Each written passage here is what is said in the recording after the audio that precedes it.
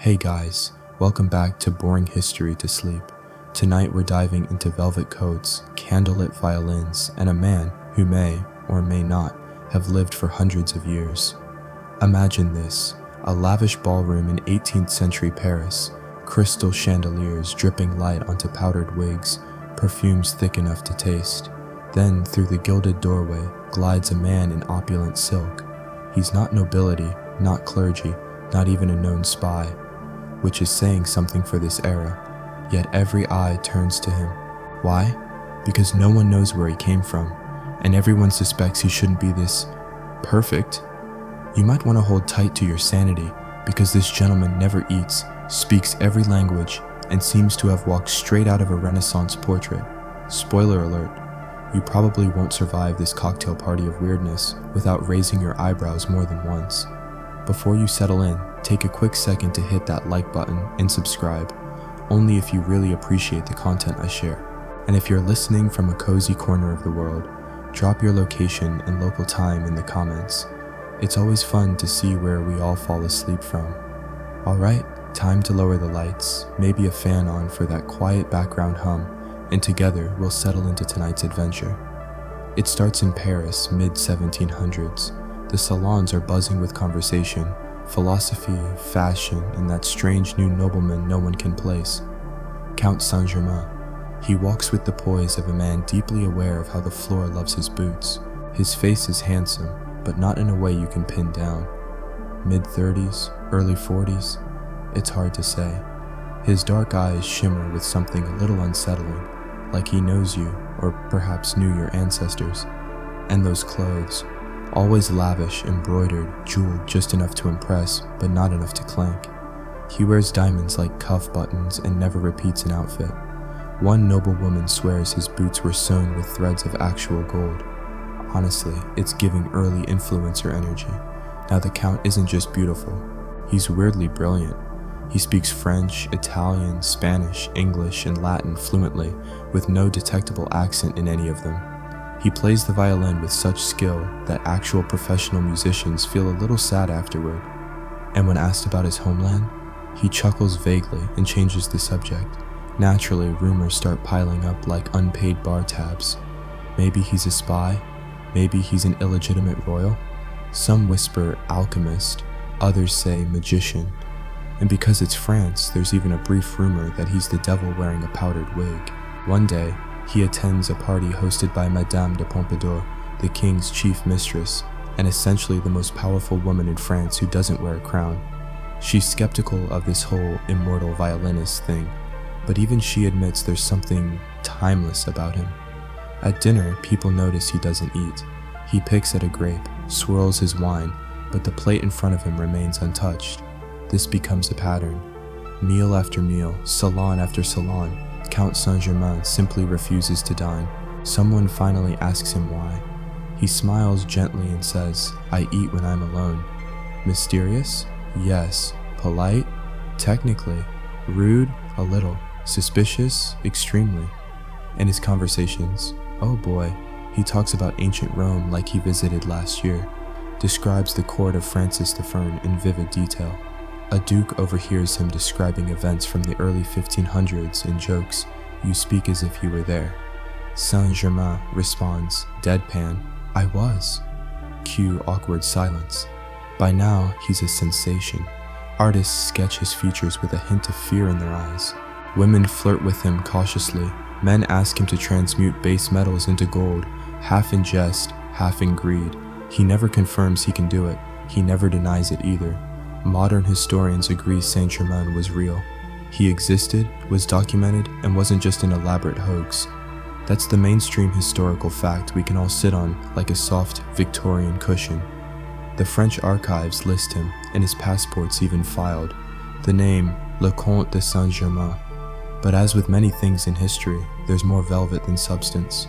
We don't know where he was born, not the year, not the city, not even the continent. Some guesses range from Portugal to Transylvania, which sounds suspiciously like a vampire joke, but was seriously proposed. Theories about his origin multiply like rats on a wharf. One of the quirkiest details, he claims to have invented a universal medicine, not to cure a headache, not for indigestion, No, no. A potion of immortality. Convenient. When questioned, he claims he's hundreds of years old, but always with a wink, like he's daring you to laugh. There's a sleepy irony here. In an age of strict social rules and corsets tighter than family reputations, the Count manages to float through society like smoke. Untouchable, intangible, but always present. The thing is, some nobles swear they've met him before, like decades ago, and he looked the same. There's a letter from an old marquise who insists she danced with him in Venice in 1710. When they reunite in Paris over 50 years later, he looks exactly as she remembers. She ages, he doesn't. Must be nice. At some point, Saint Germain begins dropping references to ancient Egypt, not in the "I read about this in a book" way, but more like "I had a nice chat with Akhenaten and disliked the interior design." This is where things tiptoe past eccentricity and step fully into fantasy. Is he a liar, a performer, a time traveler with a flair for brocade? Historians still argue whether Saint Germain was a well-educated fraud, a misunderstood genius, or something genuinely otherworldly. And the frustrating part? There's just enough real documentation to keep the mystery alive. At this point, France can't decide if he's delightful or terrifying. King Louis XV personally funds his experiments, because of course the king wants to live forever, and this guy just might know how. Some say the Count worked secretly on dyes, medicines, even cloaking devices. Others think he made perfume, very stylish immortality. But here's something truly delightful. He never aged in gossip either. Centuries later, people would still be debating whether he was a man, a myth, or a misfiled demigod. And so, our Count becomes a legend, wrapped in lace, gliding through salons like a ghost who remembered to accessorize. Paris, of course, is addicted to spectacle, and few things thrill the nobility more than a walking contradiction wrapped in fine silk. Count Saint-Germain becomes less of a man and more of an event. You don't invite him to your gathering for polite company. You invite him to be the conversation for the next 3 weeks. The salons grow bolder in their curiosity. When he arrives at Versailles, escorted by carriage, flanked by his usual quiet elegance, people start making bets. What will he say tonight? Will he claim he met Julius Caesar? Will he once again sip wine but never swallow? Will his boots outshine the chandeliers? Louis XV is fascinated. Royal fascination, in case you're unfamiliar, is like very expensive curiosity with powdered wigs. The king doesn't just meet Saint-Germain, he funds him. The Count gets rooms in Chambord, the vast Loire Valley chateau that looks like it was built by someone who really liked spirals and had a thing for turrets. What does Saint-Germain do with that patronage? According to scattered records, he works in secret chambers on dyes, experiments in chemistry, and maybe even transmutation, turning lead into gold. Yes, alchemy. This is still the 1700s, remember? Alchemy is kinda like science's artsy, overdramatic cousin who still wears a cape indoors. And then there's that odd thing. He doesn't age. Still? Not even a little. A valet in the royal household writes that Saint-Germain looked exactly as he did 10 years ago. The doorman agrees. The staff agrees. And that's saying something. Those folks notice everything. It's their job. This unchanging appearance starts to make people uncomfortable. You can only see someone remain youthful while everyone else slowly sags like a forgotten souffle before your eyebrows start doing gymnastics. So what does the Count do to dispel the tension? Naturally, he doubles down. He begins telling stories, not humble anecdotes about summer in Provence, but first-person accounts from 200 years ago, and not like, "Oh, I read this." No. When I last visited the court of Henry V, kind of stories, delivered with precision, passion, and unsettling historical detail. This isn't some vague olden days rambling. This is him describing tablecloth embroidery in the palace of Charles V, recounting political scandals from the Medici courts, and once allegedly correcting a historian about the Battle of Lepanto, like he was reviewing Yelp notes from 1571. And remember, this is before Google. If you knew this stuff, you had to really know it, or live it. Naturally, people try to trip him up. A historian from Vienna presses him on inconsistencies in his tale about the Ottoman siege of Malta. Saint-Germain responds by correcting the man, citing a letter between Venetian admirals that hadn't even been published yet. At this point, he might as well have winked and said, "Time traveler, babe." Here's the mainstream historical fact. Saint-Germain was known to be a favorite of Louis XV. and did work on secret state missions. He had access to the king, his treasury, and his court. This wasn't just party gossip. Official French state correspondence lists him as an envoy in several diplomatic affairs.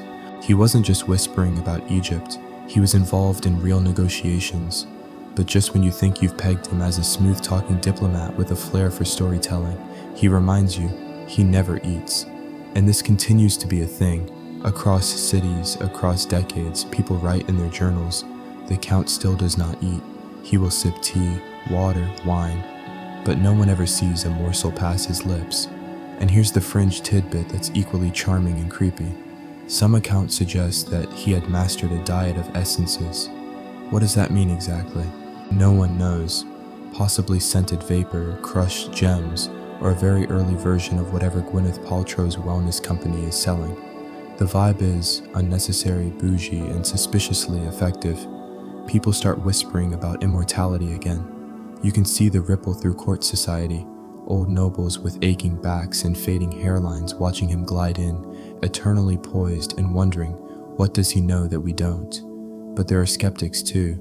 Some call him a charlatan, a fake, but even they admit he's very good at being one. Casanova, the infamous lover and all-around professional libertine, writes about meeting Saint-Germain. He describes him as a man who never dies and knows everything. Casanova, by the way, had a fairly high nonsense threshold, so for him to note the Count as mysterious beyond comprehension is like a modern magician saying, yeah, that trick even fooled me. And then there's Voltaire, our Enlightenment icon, Mr. Let Reason Rule. He's not one to fall for mystical shenanigans, and yet even he refers to Saint-Germain, half mockingly, half admiringly, as the man who knows everything and never dies. Even skeptics can't resist the drama. As Saint-Germain's legend grows, so does his enigma.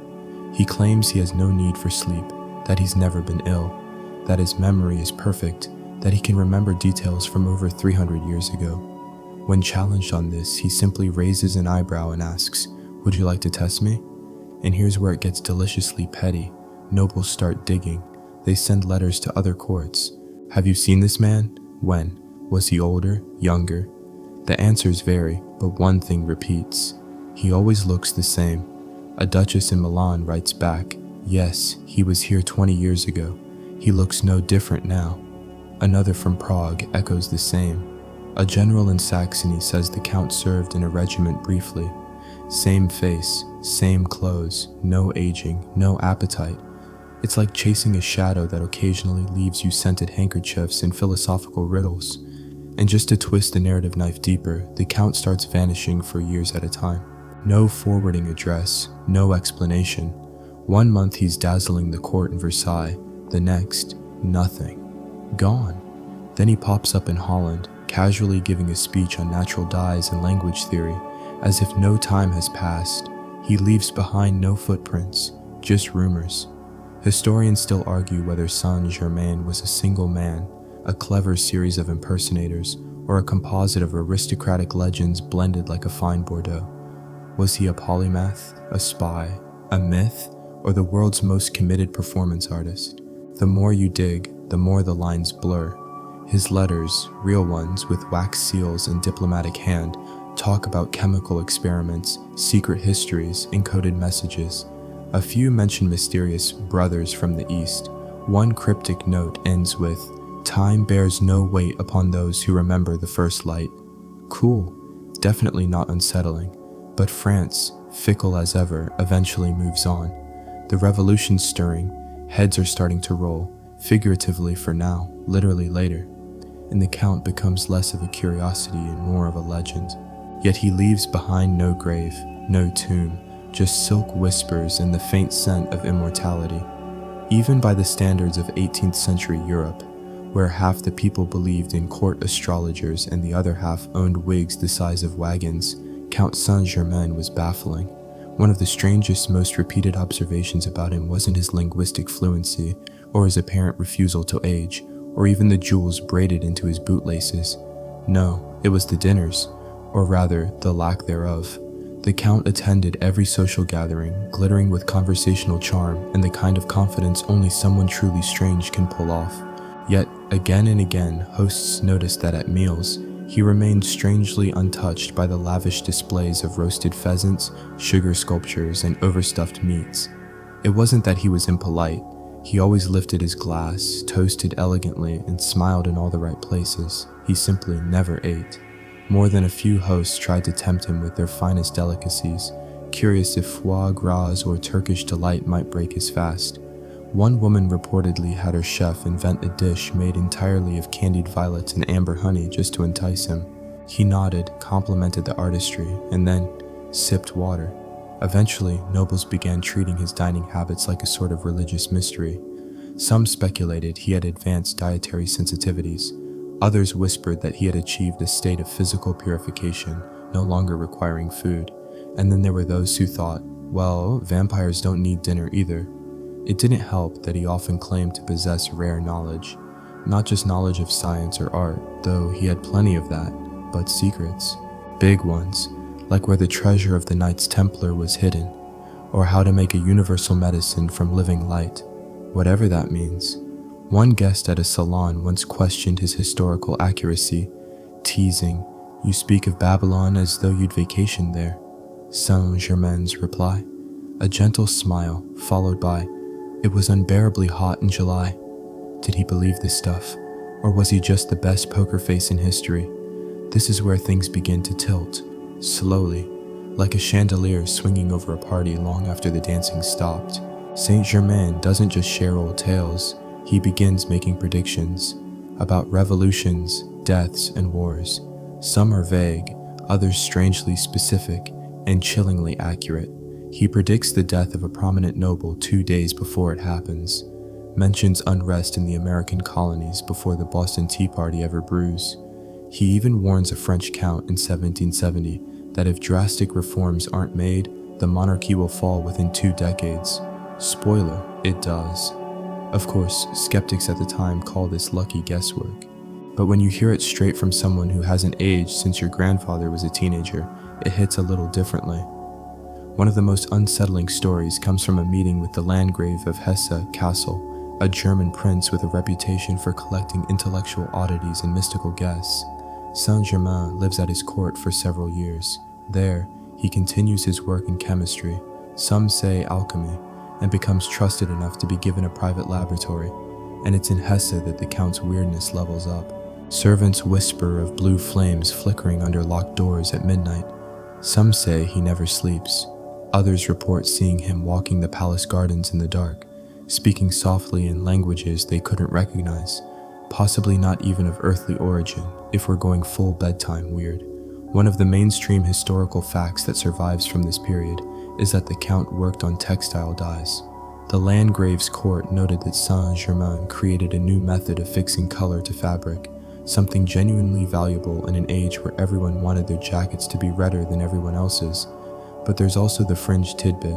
A footman swears he saw Saint-Germain turn a rusty nail into a bright coin. Another claims he melted quartz in his hand. No one verifies these claims officially, of course, but they spread like fashionable rumors do, effortlessly and without concern for physics. Perhaps the strangest recorded evening during his stay in Hesse happens during a dinner with a small circle of guests. Saint-Germain begins discussing historical events in startling, personal detail. He talks about the assassination of Caligula, the construction of the first version of the Great Pyramid, the real reason Atlantis sank, spoiler, poor engineering and possibly magical hubris. At some point, a skeptical scholar dares to ask, "How do you claim to know these things?" The Count leans in. "Because I was there." Laughter follows, nervous, polite, the way people laugh when they're not sure if the joke is theirs or not. And then casually, he recounts the scholar's childhood trauma, something never publicly revealed. The room goes silent. This is when things shift. Saint-Germain's mystique becomes less charming and more unnerving. It's one thing to be clever and mysterious. It's another to know things you shouldn't know and offer no explanation beyond, "I simply remember." Some say he's part of a secret brotherhood, possibly Rosicrucians, maybe something even older. He hints at this occasionally, referring to the great work and eternal vigilance.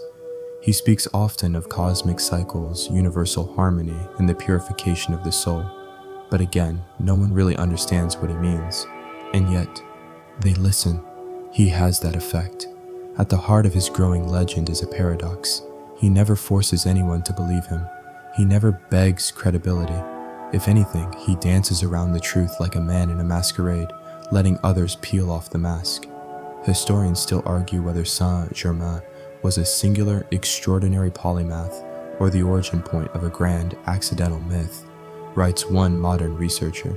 And really, who can blame them? Because for every recorded fact about the Count, his presence at royal courts, his work in dyes, his letters, there are a dozen featherlight rumors trailing just behind. He is a tapestry of contradictions stitched together with the kind of thread no one else seemed to possess. Even as he dazzles new cities, Leipzig, Milan, London, his habits never change, still dressed impeccably, still charming the skeptical and enchanting the hopeful, still speaking in riddles, revealing hints of knowledge that only a time-traveling sage would dare to share, still not aging, still not eating. It's like time flows around him, politely excusing itself from any responsibility. And while most nobles aged out of court gossip, replaced by newer, fresher scandals, Saint-Germain remains, ever present, ever mysterious, like the furniture in a haunted house, just stylish enough to pretend it belongs. As he whispers through another candlelit room, eyes following his every gesture, you can't help but wonder, is he simply history's most elegant con artist? Or is he something else entirely, an echo of something older, stranger, and far more enduring? To understand just how strange Count Saint-Germain really is, it helps to look at the company he keeps, and the theories his presence inspires, because by the mid-1700s, the Count has become more than a noble curiosity, he's become a symbol. A cipher people project their most fevered guesses onto. Some say he's a prince in disguise, others a displaced messiah, but the favorites, the ones whispered loudest behind painted fans and embroidered sleeves, are these.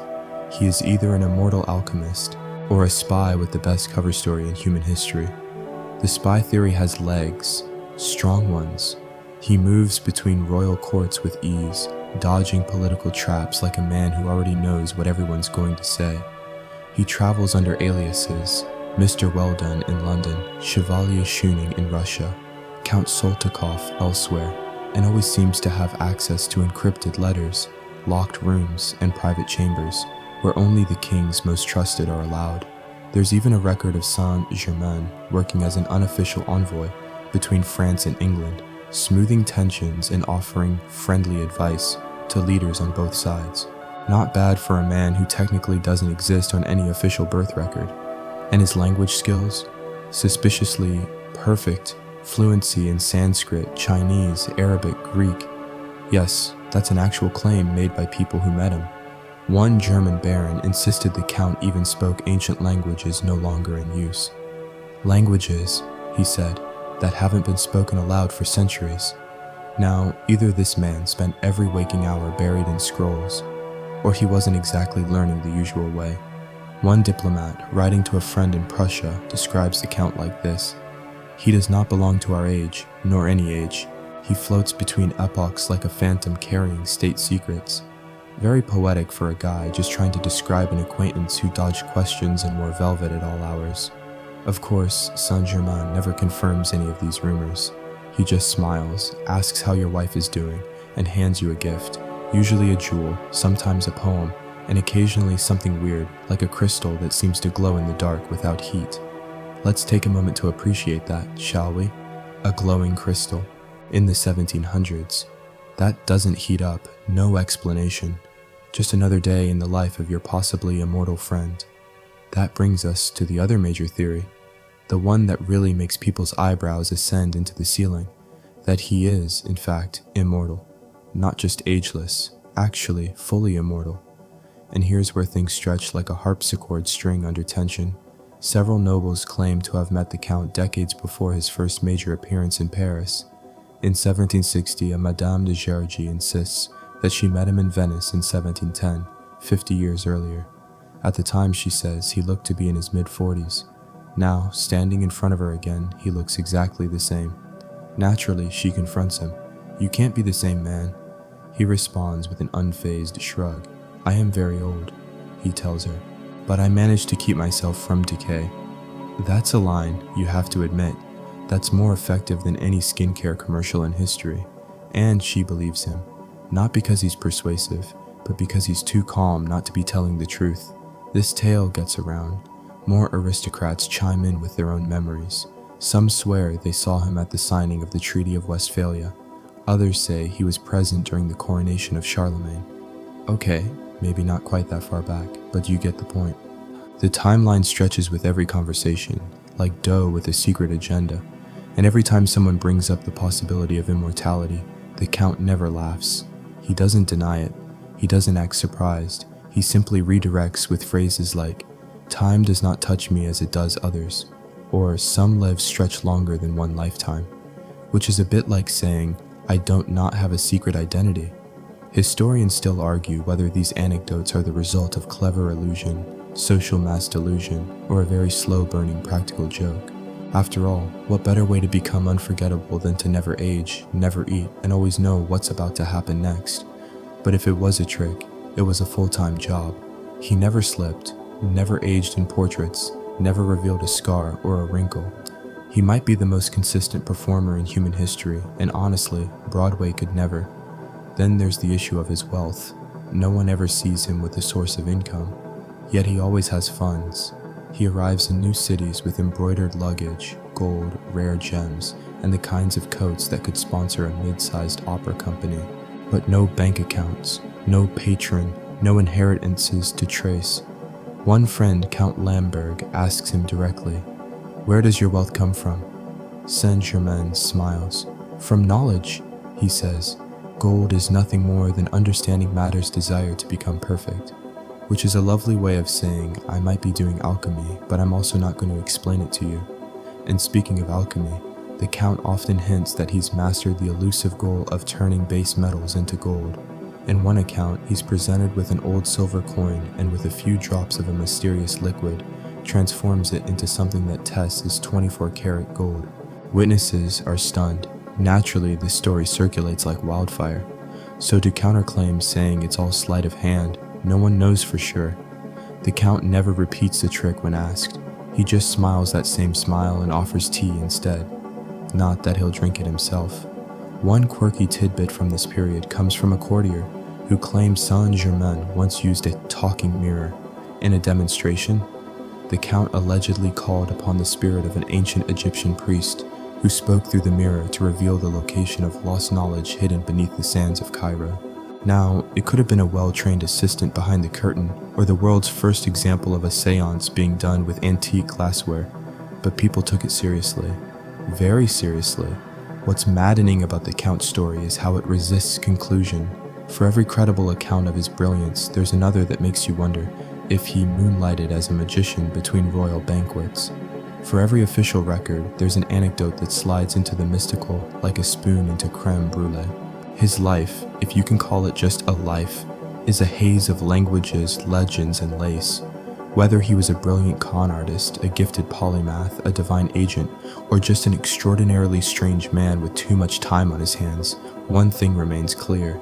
Everyone who met him remembered him, and not just remembered, but spoke of him decades later, as though they were still trying to make sense of something their minds couldn't quite hold. Because the Count didn't just walk into rooms. He lingered, in stories, in questions, in doubt. Just when people think Count Saint-Germain has finally settled into the expected rhythm of eccentricity, ghosting cities, dazzling with jewels, monologuing in dead languages, he pulls off his favorite trick, disappearing entirely. No warning, no farewell, no stray glove left behind on a velvet banquette. One moment, he's lecturing a duke about ancient Phoenician maritime routes, and the next, gone. It becomes something of a pattern. Paris, Vienna, London, The Hague. He appears, dazzles, then vanishes like expensive perfume in an open carriage. This isn't just hearsay. Actual written accounts place him in wildly different places within impossibly short spans of time. Dutch merchants in Amsterdam write about a mysterious foreigner selling rare pigments and precious stones. Meanwhile, back in Italy, a Venetian noble swears she spoke with him that very week at a masked ball. Impossible? Absolutely, but documented? more than once. These vanishing acts stir up more questions than answers. Did he employ body doubles, use lookalikes? Or, the favorite theory among the more lace-cuffed believers, could he simply be teleporting? That's right. In a century when people were still leeching each other to treat fevers, there were serious whispers that this man could fold time like an opera program. Even more bewildering are the resurfacing events, moments where Saint-Germain appears decades after his supposed disappearance, looking exactly the same. There's a rumor out of India that a British colonel met a man in Pondicherry who called himself Sanctus Germano and offered insights into Hindu cosmology so precise that local scholars were left blinking. The colonel didn't think much of it until he saw the same man again in Lisbon 10 years later, with not a wrinkle changed. One French officer claims to have seen the Count in the Caribbean, of all places, chatting with a merchant about trade winds and sugar yields as if he'd spent the past century sailing galleons. The merchant swore he had seen the Count 30 years earlier, at the same age.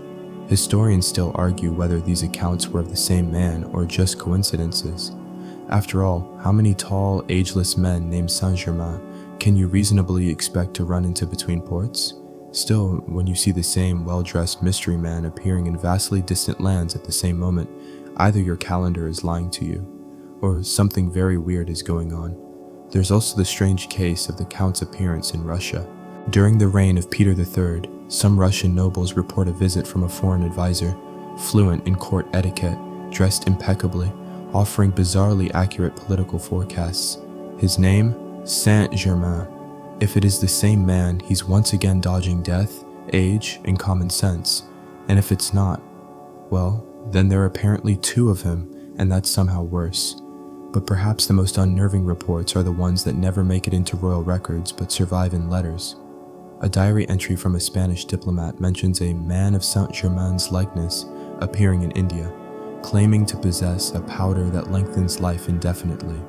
Another from a Swedish traveler tells of a strange, polite man encountered on the Silk Road, who seemed to have intimate knowledge of Buddhist rituals and medieval Chinese poetry. In all cases, the description is consistent: black or dark brown hair pulled back, eyes like polished onyx, a calm, deliberate way of speaking, like someone choosing words not just for effect, but for centuries of consequence. Let's take a moment to remember, this is still the 18th century. People are barely surviving plagues, wars, and wigs so big they require scaffolding. And yet, across continents, in palaces and ports alike, tales of a man who seems to step sideways out of time continue to mount. And here's where it gets even stranger. While most nobles in Europe are dropping fortunes on wigs and revolution-proof estates, Saint-Germain seems to have no fixed possessions, no estate, no legacy, no grave, no legitimate claim to any throne, title, or land. Yet he always has money, and not just petty change, gemstones, fine art, rare scrolls. Wherever he goes, wealth follows like a cat that only purrs for him. A lesser-known quirk: he never travels with servants, never needs a valet or a secretary or even a carriage man. He simply appears, perfectly pressed, hair brushed, boots shine like the heavens reflected in leather. One aristocrat quips, either he travels by lightning or his pockets hold more magic than his stories. As if on cue, some begin to suspect he might not be entirely human. There's a string of letters among Rosicrucian circles referring to Saint-Germain not as a person, but as a master, a term usually reserved for enlightened beings who guide humanity across lifetimes. They claim he was sent to Earth to elevate human consciousness, to nudge civilizations forward, to assist quietly from behind velvet curtains in alchemical labs. Now, this could easily be chalked up to mystic enthusiasm. After all, these are the same groups that believe Atlantis still exists, just not on Tuesdays. But the Count never directly denies these titles. If anything, he occasionally affirms them, with riddles. At one salon, a theologian challenges him, "Are you of God or above men?" Saint-Germain reportedly smiles and answers, "I am of those who remember." Cool. Definitely not haunting. Mainstream history has to tiptoe here, because it can confirm his movements in Europe, the letters he wrote, the reports that mentioned him by name. But then it hits a fog wall, like a video game boundary where the graphics stop rendering. Beyond that, it's all word of mouth and candlelit memory. But the memory is strangely precise.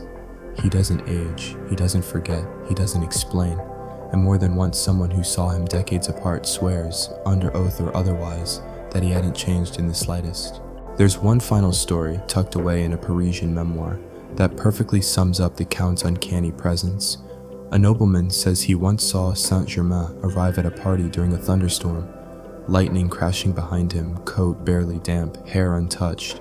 As the man shook his hand, a mild static shock passed between them. It felt, he wrote, like touching the charge of the air just before a storm breaks. Of course, that could be romantic flair, or nerves, or just a very expensive coat with insulation built in, but it sticks with you, because in the end, the Count didn't just transcend time. He transcended explanation. He became a living question mark in a century that thought it already had answers. And whether you believe he was an immortal sage, a gifted trickster, or a lonely man who spent his life pretending he wasn't, well, you wouldn't be the first to wonder, or the last. Because every time he disappears, it's not long before someone, somewhere, says, "I swear I saw him, same eyes, same coat," just nodded and vanished into the crowd. And just like that, the legend of Saint-Germain continues. There's a peculiar consistency to the way people describe Count Saint-Germain. Not just the ageless face, the polished manners, the alarming habit of turning dinner parties into metaphysical TED Talks, but something harder to quantify. He seems untouched, as though time treats him like royalty, and yet, in a world obsessed with lineage and proper birth, the Count claims no known heritage, no noble father, no duchess mother, no dusty family crest with faded Latin puns. When asked about his origins, he deflects with a shrug or a smile. "I am of no country," he says, or, on more poetic days, "I come from everywhere and nowhere." Of course, that answer does nothing to stop speculation. In fact, it supercharges it. Some claim he was born in Portugal, the illegitimate child of a nobleman exiled during a family scandal. Others argue Transylvania, a suspiciously vampiric answer, sure, but not entirely out of the question, given how the timelines overlap. A few whisper about India, claiming he studied under yogis in the Himalayas. One Dutch historian even wrote that Saint-Germain may have been a descendant of the lost royal house of Atlantis, which, on the scale of maybe to sir, that's a Denny's menu, lands somewhere around let's just nod and back away slowly. Still, no one can find a confirmed birth certificate, no baptismal record, no letter from a doting mother worrying about whether he's dressing warmly enough. It's as if he simply showed up one day, fully formed, with diamonds in his pocket and ancient secrets on the tip of his tongue. He tells one German philosopher, "I am older than you think, but younger than the mountains." Thanks. Very helpful. And the man simply does not age. People who meet him at different points in their lives are unnerved to find he looks exactly as they remembered. Same posture, same gleaming eyes, same unwrinkled skin that somehow never needs powder or paint. In 1774, a diplomat who had last seen Saint-Germain 25 years earlier writes in his journal, "He has not altered. He does not walk like one carrying years. He moves like a memory." It's this uncanny stillness that rattles people more than anything. He isn't just avoiding old age, he's skipping it like a dull chapter in a book he's already read. Even his voice doesn't seem to change. Smooth, unhurried, low. Several accounts note that it feels less like hearing a man speak and more like listening to a cello humming across a frozen lake. This is about the time when people start to truly wonder, could he actually be immortal? Let's add a mainstream historical fact here. Numerous confirmed reports place Saint-Germain across decades at various European courts. These aren't just fairy tales, they're letters, ambassadorial reports, guest registries, and state documents. There is no doubt he was active from at least the 1740s to the 1780s. That's already longer than most people of the era lived, and in all that time, he never visibly changed. But here's the quirky fringe tidbit. One rumor claims that Saint-Germain was present at the wedding of Cleopatra and Mark Antony. Obviously, this can't be confirmed or remotely believed, but it's the kind of story people attach to a man who never offers his own origin story. A blank canvas tends to collect myths the way boots collect dust. In France, where gossip flows faster than wine, nobles start assigning nicknames behind his back. The Everman, Monsieur Sans Mort, The Immortal, more teasing than malicious at first, but gradually tinted with something else, fear. Because while it's amusing to think someone might never age, it's also unsettling. Why him? What did he do? What is he? And here's where things turn just a little bit chilling. Some begin to believe that Saint-Germain doesn't just live long, he can't die. A woman in Holland claims she saw him fall from a horse and land on stone stairs with a sickening crack. He stood up moments later, dusted off his sleeve, and continued his walk without so much as a bruise. Others report more sinister implications. A minor count in Bavaria, who had apparently gotten too nosy about Saint-Germain's experiments, was found raving in a field days later, incoherent and terrified. He would only say one word, eyes. When asked to explain, he'd sob, "They weren't eyes like ours." Now, it could have been a breakdown, or a bit of arsenic, or he could have simply looked too long into the Count's gaze and decided he'd rather not know the answers. Saint-Germain rarely defends himself. When confronted, he deflects. When accused, he pivots. When cornered, he smiles, quietly, without menace, like someone who knows that time is on his side. There's something else too. People start to report feeling awed around him. Not frightened, necessarily, but stretched, disoriented, like they're standing too close to something that isn't fully anchored to their reality. One London hostess describes him as a man both present and absent, as though he were half in the room and half remembering another.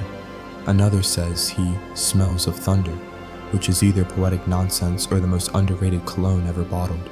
The more time passes, the more convinced people become that Count Saint-Germain is playing by a different set of rules. He lives like a ghost in the world of the living, dressed for a masquerade, playing concertos on strings stretched across centuries, and yet he is always polite, civil, generous even. He gives away gemstones without fanfare, teaches music to children, and comforts the grieving with such sincerity that people cry at his words. Whatever he is, he's not cruel. There's an odd peace to him, a kind of internal stillness that makes people trust him even when everything else about him screams paradox. You don't get the sense that he's hiding something evil. You get the sense he's simply too old to explain it all anymore. One priest who meets him at a diplomatic gathering describes Saint-Germain as a man whose soul is older than his language. Another says he's a flame inside a body of ice. Historians still argue whether this aura was the product of clever manipulation or genuine mysticism. Was he cultivating the mystery, or was the mystery simply leaking out of him whether he liked it or not? By the end of the 1770s, something strange begins to happen. People stop asking who he is, they begin asking what he is, and Saint-Germain, as always, never answers. He just nods and walks calmly away, as if the question is too small to deserve an answer. By now, even the Enlightenment's biggest egos are scratching their powdered heads over the Count. And make no mistake, this is the golden age of skeptics, rationalists, and professional eyebrow raisers. These are men who've dissected frogs, debunked witches, and written entire treatises about why ghosts don't exist, just in case the ghosts were listening. Yet even they can't quite figure out what to do with Count Saint-Germain. Enter Voltaire, author, philosopher, all-around sarcasm machine. If anyone's going to call out nonsense, it's him. He famously declared, if God did not exist, it would be necessary to invent him. So imagine how thrilled he is when people start whispering that Saint-Germain might be immortal. Voltaire doesn't believe in immortals. He barely believes in humans. But when writing to Frederick the Great of Prussia, he jokingly refers to Saint-Germain as a man who knows everything and never dies. That's not a compliment. That's Voltaire's version of an eye roll. And yet, he writes it. The fact that Voltaire, the king of the rational burn, even acknowledges the Count tells you something. He might not believe it, but he noticed, and Voltaire's not alone. Giacomo Casanova, Venice's most infamous lover, traveler, gambler, and walking scandal generator, also crosses paths with Saint-Germain. Casanova is no stranger to strange people. He once escaped a Venetian prison using a rope made from bedsheets, so he's not exactly easy to impress. But after meeting Saint-Germain, he describes him in his memoirs as a man who never dies and who knows everything. Same phrase, there it is again, that mix of admiration and discomfort. It keeps repeating, as if everyone who meets him walks away muttering the same unsettling mantra. Knows everything, never dies. Casanova also notes how Saint-Germain speaks confidently about ancient history, chemistry, music, and languages with no hesitation and no visible source of learning. He spoke of events long past, Casanova writes, as if he had seen them with his own eyes, which would be charming if he were writing fiction. But this was in a memoir, not a fantasy novel. And let's be clear, Casanova wants to dismiss him. He really does. But instead, he leaves the encounter visibly rattled. Something about Saint-Germain sticks in his mind like a burr in silk. Across Europe, the intellectual elite begin to refer to Saint-Germain with a mixture of exasperation and awe. He doesn't act like a fraud. He doesn't charge for miracles. He doesn't offer elixirs or make grand speeches. He just exists, quietly, mysteriously, always precisely dressed, and always several intellectual steps ahead of whoever's talking to him.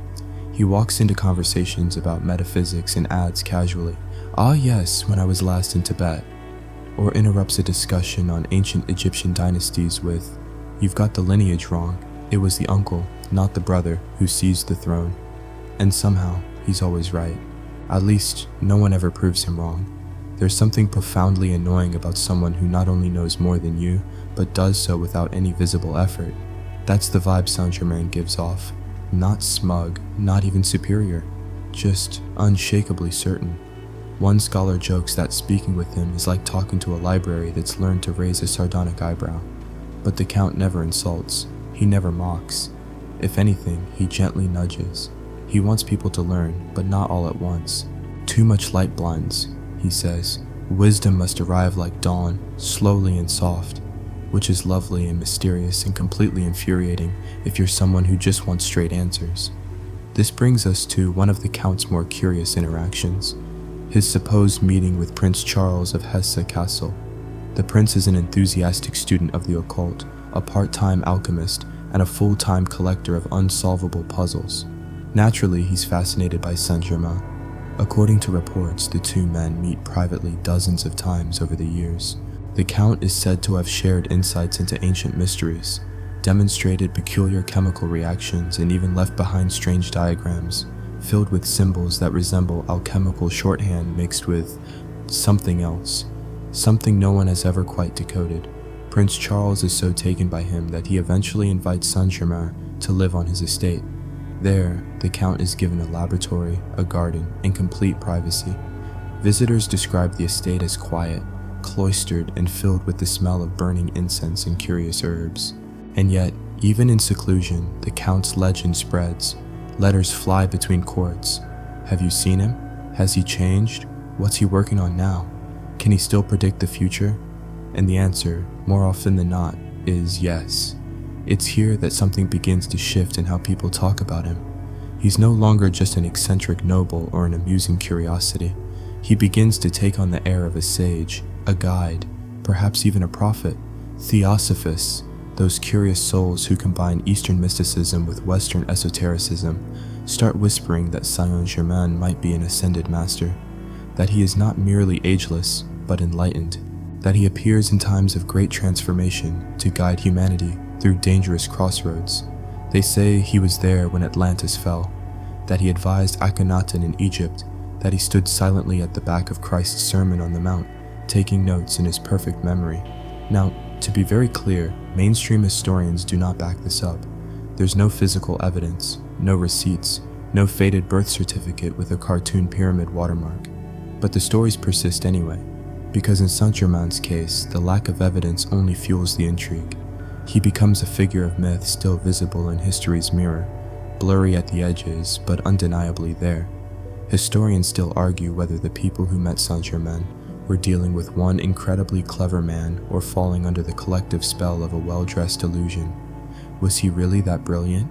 Or did he simply reflect back whatever people most wanted to believe? It's a fair question. When you meet someone who claims nothing, demands nothing, and yet walks like a god disguised as a diplomat, your brain starts filling in the blanks. And sometimes those blanks become whole legends. By the late 1700s, the Count is no longer just a man. He's a rumor given shape, a bedtime story told by candlelight, the kind of person you describe with a shiver even when nothing he's done is objectively frightening. Even now, hundreds of years later, the mere mention of him can spark debate. Was he a liar? A saint? A scientist centuries ahead of his time? Or simply the best improviser in a very strange century? Whichever answer you favor, one truth remains: nobody forgot him. And when people like Voltaire and Casanova, men with egos large enough to eclipse Versailles, walk away muttering he never dies and he knows everything, it's hard not to lean in just a little, because maybe, just maybe, they were right.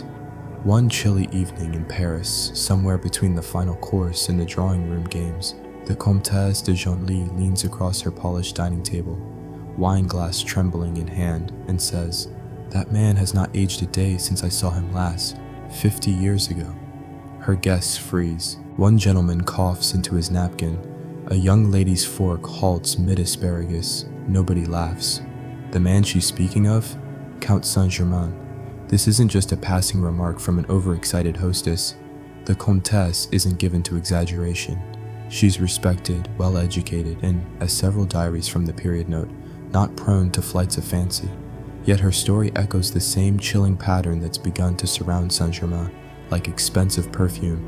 People meet him, lose track of him for decades, then meet him again, exactly as he was. Same youthful face, same smooth hands, same eyes, piercing and unreadable, as though they belonged to someone watching time unfold from a balcony above it all. In her account, the Comtesse first meets him in Venice, in 1710. He's already well-spoken, elegantly dressed, and deeply knowledgeable in courtly manners. Then, in Paris in the 1760s, she sees him again. Same voice, same face, same peculiar elegance. He remembers her, she remembers him. The math, however, refuses to cooperate. The shock isn't in his presence, it's in the absence of change. She's not the only one.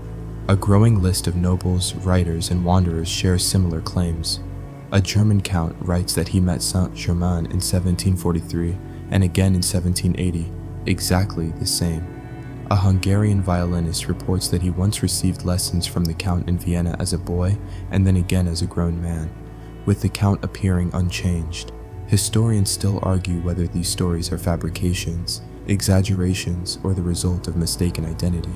After all, the 18th century wasn't exactly bursting with clear photography, and there's always the possibility, raised with a nervous smile, that there were multiple Saint-Germain using the same identity. A secret society, perhaps, or a line of imposters. But the people who met him, really met him, didn't think so. They described something unnerving, not just his appearance, but his energy, his stillness. That feeling you get when the room grows too quiet, but you're not alone. One nobleman writes, "It was not that he was young. It was that time recoiled from him, like fire from stone." Let's pause for a mainstream historical fact. The Comtesse's letter about Saint-Germain really exists. It's preserved, and scholars have pored over it for decades. It reads plainly, soberly, no exclamation marks, no Gothic embellishments, just a puzzled woman recounting something her logic cannot absorb. But there's a quirkier account, less verified, but infinitely more delicious. It comes from a Spanish adventurer named Pedro de Randa, who swears he met Saint-Germain at a monastery in Tibet in 1750, studying under lamas who claimed to have lived for hundreds of years. According to Pedro, the Count told him over yak butter tea, "The body is only the coat, the soul wears many." Did it happen? Maybe not. But Pedro's writings suggest he believed it. And that's the thing about legends, they don't need permission to grow. One of the more peculiar features of Saint-Germain's long career in baffling humanity is how often people feel comforted by his presence. Despite the otherworldliness, the agelessness, the impossible stories, he radiates calm. He never lashes out, never shows fear, never once appears rushed. You could drop him into a volcano and he'd probably apologize to the lava for being underdressed. It's this serenity that convinces some he is more than human, that he's a guide, a teacher, a being meant to linger across generations, nudging humanity forward with patient, silk-gloved hands. By this point, stories swirl with increasing frequency. Saint-Germain is seen in Berlin, where he corrects a royal chemist's failed experiment with one drop of something he calls lunar essence. In Stockholm, a seamstress claims he commissioned a garment made from fabric she couldn't identify. Light as mist, cold to the touch. In Lisbon, a noble woman faints upon seeing him at the opera, whispering, "He was at my grandmother's christening." Naturally, skeptics roll their eyes. They say people are imagining things, that legends become exaggerations, and exaggerations become folklore, which is a fair argument, until you look at the number of people making these claims. Not poets, not conspiracy theorists, respected members of society, diplomats, scientists, nobles with reputations to maintain and little to gain from associating with a mystery. And through it all, the Count never explains. He doesn't confess. He doesn't perform for spectacle. He never writes a book titled How I Became Immortal in 7 Easy Steps. He simply appears, smiles, and when asked about the years, about how long he's lived, and why he remembers everything, he gives one of two responses. Sometimes it's a quiet, "I have lived many lives." Other times, that is not for you to know. He's like a walking ellipsis, a sentence that refuses to end. And then there's the incident with the English occultist Lord Northumberland, who hosts Saint-Germain at his country estate. The Count, as usual, does not sleep. Northumberland, intrigued, decides to spy on him during the night. He finds the Count standing in the library, surrounded by books and candles, chanting softly in a language the Lord doesn't recognize. One by one, the candles go out. When Northumberland returns the next morning, the Count is seated at the breakfast table, sipping tea he never drinks. "You look pale," the Count says. A servant later claims the books were rearranged, spines forming a pattern in Greek letters. A map, a code, or just a prank played by the world's most sophisticated houseguest. This too vanishes into rumor, but the pattern repeats. Someone meets him. He seems familiar. They can't quite explain why. He speaks about events with a certainty that defies textbooks. Then, inevitably, he disappears. No address, no correspondence. Just a sense that you've met someone who stepped out of the margin notes of time itself.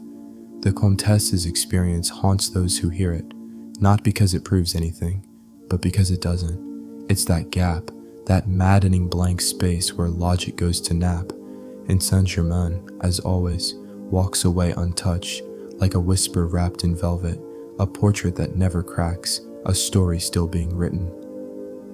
While the Count continues his silent promenade across the pages of European history, never aging, never faltering, always just enough out of reach, something else begins to unfold. His name starts to echo not just in drawing rooms or among exasperated monarchs, but in places lit with a different kind of glow. Candlelit chambers where esoteric symbols are etched into marble, and ancient scrolls line walls no sunlight ever touches. Enter the mystics. You see, to the court elite, Saint-Germain is a novelty, a gentleman enigma dressed in polished boots and powdered dignity, but to certain secret societies and esoteric orders, he is something more, much more. They begin to believe that Count Saint-Germain isn't just a man with secrets, he is a secret, living, breathing, silk-wrapped proof of truths long buried. The Rosicrucians, a brotherhood of mystical philosophers who blend alchemy, astronomy, theology, and just a pinch of dramatic flair, become especially obsessed. They already believe in the hidden wisdom of the ancients, passed down through secret lineages. And Saint-Germain? Well, he fits their archetype perfectly. He's knowledgeable, unaging, and extremely good at dodging direct questions. That's practically the Rosicrucian resume right there.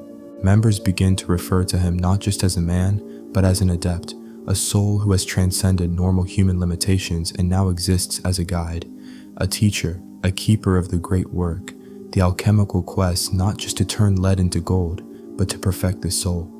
They whisper that he's lived through many incarnations, that he was once Joseph in Egypt, Plato in Greece, and Merlin in Britain. Some even suggest he's the true author of Shakespeare's works. Yes, apparently immortality comes with excellent ghostwriting credentials.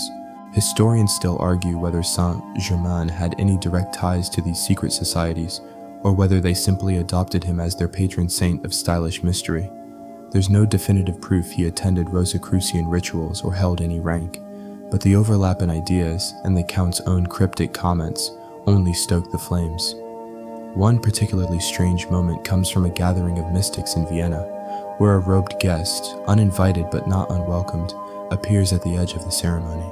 Witnesses say he says nothing, performs no ritual, and simply stands silently until the final chant, at which point he bows and vanishes. Later, several attendees claim the man was Saint-Germain. Now, that could be myth building, or someone in a really good wig, but again, it's the consistency of these stories that unsettles. The way they line up across countries and years, as if the Count is playing a long game, none of us are qualified to understand. Then there's the legend of the Council of Light. According to some esoteric schools, this is a group of ascended masters, beings who have completed the cycle of death and rebirth and now guide humanity from behind the scenes. It's very spiritual Avengers, minus the explosions.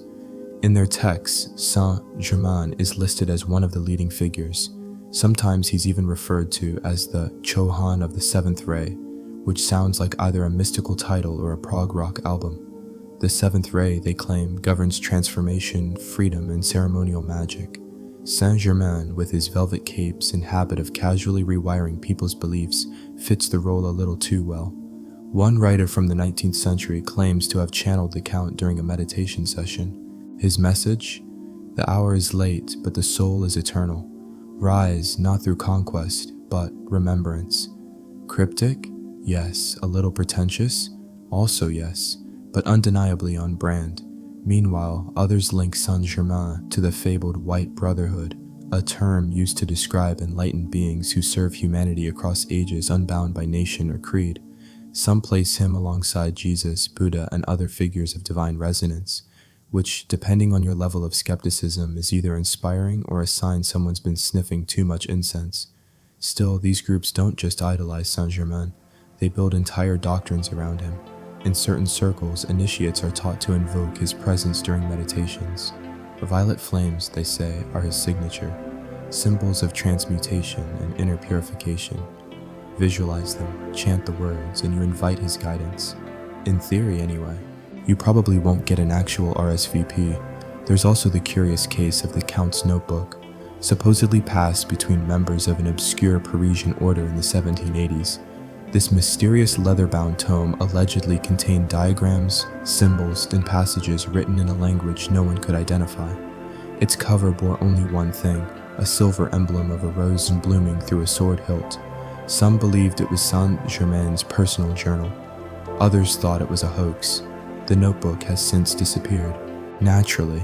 But here's the kicker. None of this esoteric enthusiasm seems to ruffle Saint-Germain himself. In fact, if anything, he seems to lean into the mystique just enough to let it bloom, but never too far. He's never seen preaching, never claims divinity. He remains politely elusive, like a teacher who answers your question with another question. One lady-in-waiting once asked him, only half-jokingly, "Are you one of the enlightened ones?" The Count looked at her, eyes calm and unreadable, and said, "We all are, but only a few remember." It's little phrases like that that made people lose sleep. He doesn't deny, he doesn't confirm, he just lifts the curtain and lets you decide if you're ready to peek behind it. And maybe that's the secret. The mystic groups adore him because he never contradicts their beliefs. He doesn't break the spell. He floats just above it, like fog above candlelight, letting people fill in the gaps. Historians still argue whether he encouraged these stories or merely tolerated them, but it's clear the Count understood something profound. That mystery, when left unresolved, is the most powerful tool of all.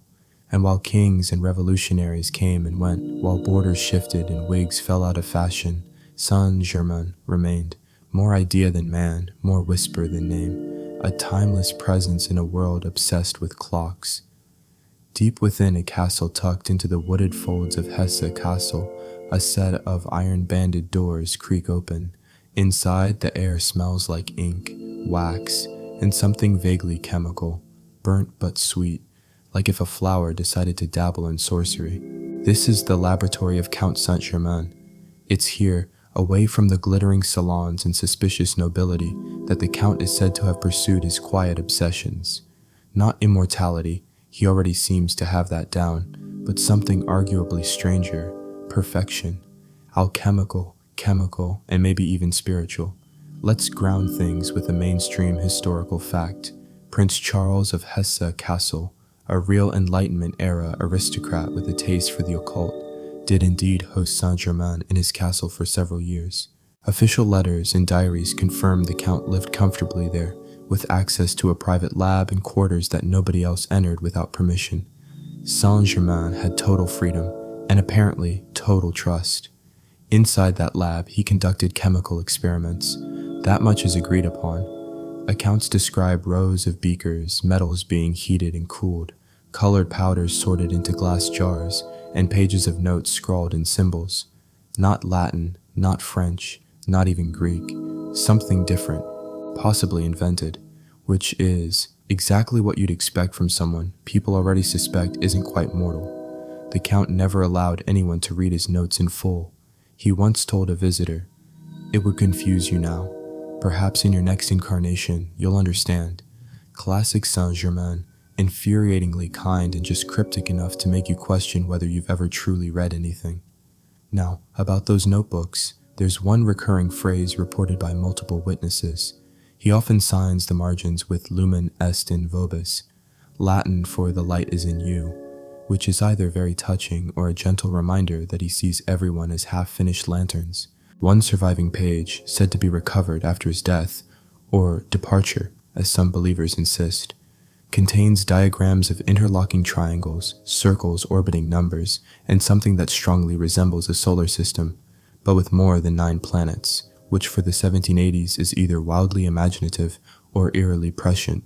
Prince Charles reportedly asked Saint-Germain outright what his experiments aimed to achieve.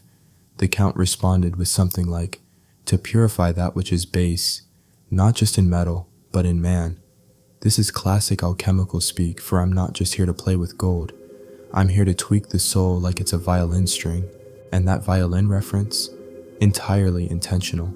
Because Saint-Germain wasn't just a chemist, he was also a composer, a serious one. During his quieter years at the estate, he composed music for harpsichord and violin. One piece, La Sonate Alchimique, survives in fragmentary form and has been recorded by modern musicians. The melody, haunting, oddly modal, and difficult to play, not unlike the man himself. It's been described as music for someone who's heard every melody and still wants more. According to a letter from a Hesse Castle musician, the Count didn't write the pieces in bars or measures. He simply described them as moments in sequence and played them from memory. Of course he did.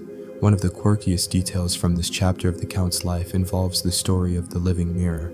A visitor to the estate, possibly a Prussian officer, claims to have witnessed an experiment where Saint-Germain projected images onto a glass surface using only light, herbs, and a powder that smelled like rain. The images, he said, were scenes from ancient cities, Babylon, Carthage, Alexandria. The officer didn't understand what he was seeing, only that it didn't feel like a trick. Now, that might sound like early cinema or an overactive imagination, but it sparked rumors that Saint-Germain had developed a device to view the past, a historical telescope, if you will, something that read the memory of matter itself. Science fiction, yes, but the kind that shows up in notebooks centuries before the tech exists. Historians still argue whether the Count was a clever inventor or just very good at guiding imaginations. After all, alchemists of the day often used poetic language. Transmutation wasn't always literal. It could mean emotional transformation or intellectual enlightenment, but with Saint-Germain, the line between metaphor and miracle gets blurry, especially when he never bothers to draw the line himself. And what of the more traditional alchemical goal, turning lead into gold? Well, the Count never publicly claimed to do it, but stories say he hinted. He once handed a jeweler in Amsterdam a stone the size of a walnut and asked him to test it. The jeweler declared it flawless, better than any diamond I've seen. When he asked where it came from, the Count only said, "From a place that does not yet exist." Another account describes him repairing a flawed sapphire in moments, using only a cloth and what one witness described as a bit of humming. That same witness then passed out. Whether from disbelief, wine, or subtle alchemical fumes is unknown, but the hints remain. One document from the prince's court suggests Saint-Germain had a special affinity for a substance he called red tincture. In alchemical tradition, this is also known as the philosopher's stone, the mythical material capable of transmuting metal and granting immortality. Did he have it? Or was he just referring to a particularly spicy jam? He never said, "Of course." The Count also spoke often of harmonizing the frequencies of matter. This was in a time before the word frequency meant anything outside of church bells and awkward dinner conversation. Yet he described metals as having tones and said that proper alignment could change their nature. It sounds like nonsense until you realize modern physics describes atomic resonance in very similar ways. So, was he ahead of his time? Or simply vague enough to sound ahead of it? Here's a fun one. He apparently made his own paint. Not just mixed colors, but created pigments that didn't fade, even under candlelight or sun. One artist who visited his lab claimed the Count painted a peacock feather that was so lifelike it made the real feather beside it look gray. He made color sound like a bell, the artist wrote. By this point, Saint-Germain has stopped even pretending to be fully normal. He doesn't explain his age, he doesn't name a birthplace, and his projects no longer seem intended for others. It's as if he's working on something only he understands, and everyone else is just politely orbiting. One day, a guest at the estate asked if he feared death. The Count answered, "Only the death of memory. As long as I recall the beginning, the end cannot touch me." Which is either incredibly deep or the kind of line you say when you know you'll disappear before anyone asks a follow-up question. And disappear, he does, again and again. He leaves Hesse Castle after several years, walking out of history's spotlight with no fanfare. He leaves behind no heir, no grave, no proper will, just notebooks no one can read, and stories no one can kill. And yet, the legend of his lab, of those alchemical chambers echoing with violin notes and philosophical riddles, persists. Because once you step into a room with Count Saint-Germain, even once, you never really leave. It's late, well past midnight, and the chandeliers flicker with the soft exhaustion of wax pushed to its limits. In a quiet drawing room in Paris, a group of artists lean in, glasses of port in hand, listening to music that seems to fill the space with more than sound. It's haunting, perfect, a melody without time. At the center, seated at a modest harpsichord, is Count Saint-Germain. His fingers move effortlessly as if the keys were old friends rather than ivory and tension. He doesn't read from sheet music. He never does. He says he doesn't need it. The music comes from somewhere deeper, somewhere older. Most people don't even realize that Saint-Germain was a composer, a real one. There's written proof. Musical works attributed to him survive in the annals of the French Royal Library. At least one piece, a trio sonata, bears his name in clear handwriting. Historians confirm it, no mystery there. But here's where it gets weird. Those who heard him play in person said his music didn't just sound beautiful, it changed the room.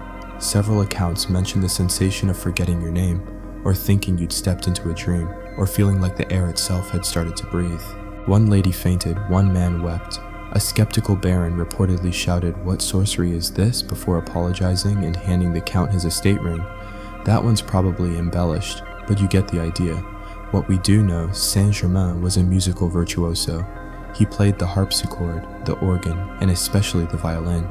So well that even professional musicians admitted with some irritation that they couldn't match him. One Italian maestro said, "He plays like he's remembering, not learning." And it wasn't just technique, it was the way he shaped silence, as though the rest between the notes carried as much power as the music itself. One of his compositions, now barely known, was titled Aria of the Eternally Returning One. It's written in an unusual key, drifts into minor modes unexpectedly, and ends ambiguously, not with a resolution, but a suggestion, like the song isn't over, just waiting for the next life to resume. A music historian once described it as a melody you feel you've heard before, maybe in a dream, maybe in another life. By now, of course, people are starting to realize the Count's talents span nearly every area of art and science. He paints, he writes, he speaks every language like he grew up speaking it, and now he plays music like he invented harmony on a dare. There's a story told in hushed tones among the musicians of Versailles, that once, during a performance with the court string quartet, the Count took a broken bow, drew it across the strings of an untouched violin, and filled the room with perfect sound. "No one had even tuned it," said one terrified violinist. "It should have sounded like furniture." Instead, it sang. Now, maybe that's theater, or maybe the man really could coax beauty from chaos, because that's what Saint-Germain seemed to do, walk into disorder and shape it, not by force, but by presence. One night, during an intimate salon gathering, a duchess asked him what his favorite piece of music was. The count thought for a long moment, then said, "The silence between two truths," which is either maddeningly profound or the result of too much elderberry wine, but others heard him say similar things. "Music is not written," he told one court composer. "It is remembered. The universe hums. We echo." Historians still argue whether Saint-Germain wrote all the music attributed to him. Some suspect ghostwriters. Others claim he dictated tunes from memory that no one else could have composed, but none doubt his skill. The letters and journals are too consistent. Too many people across too many years say the same thing.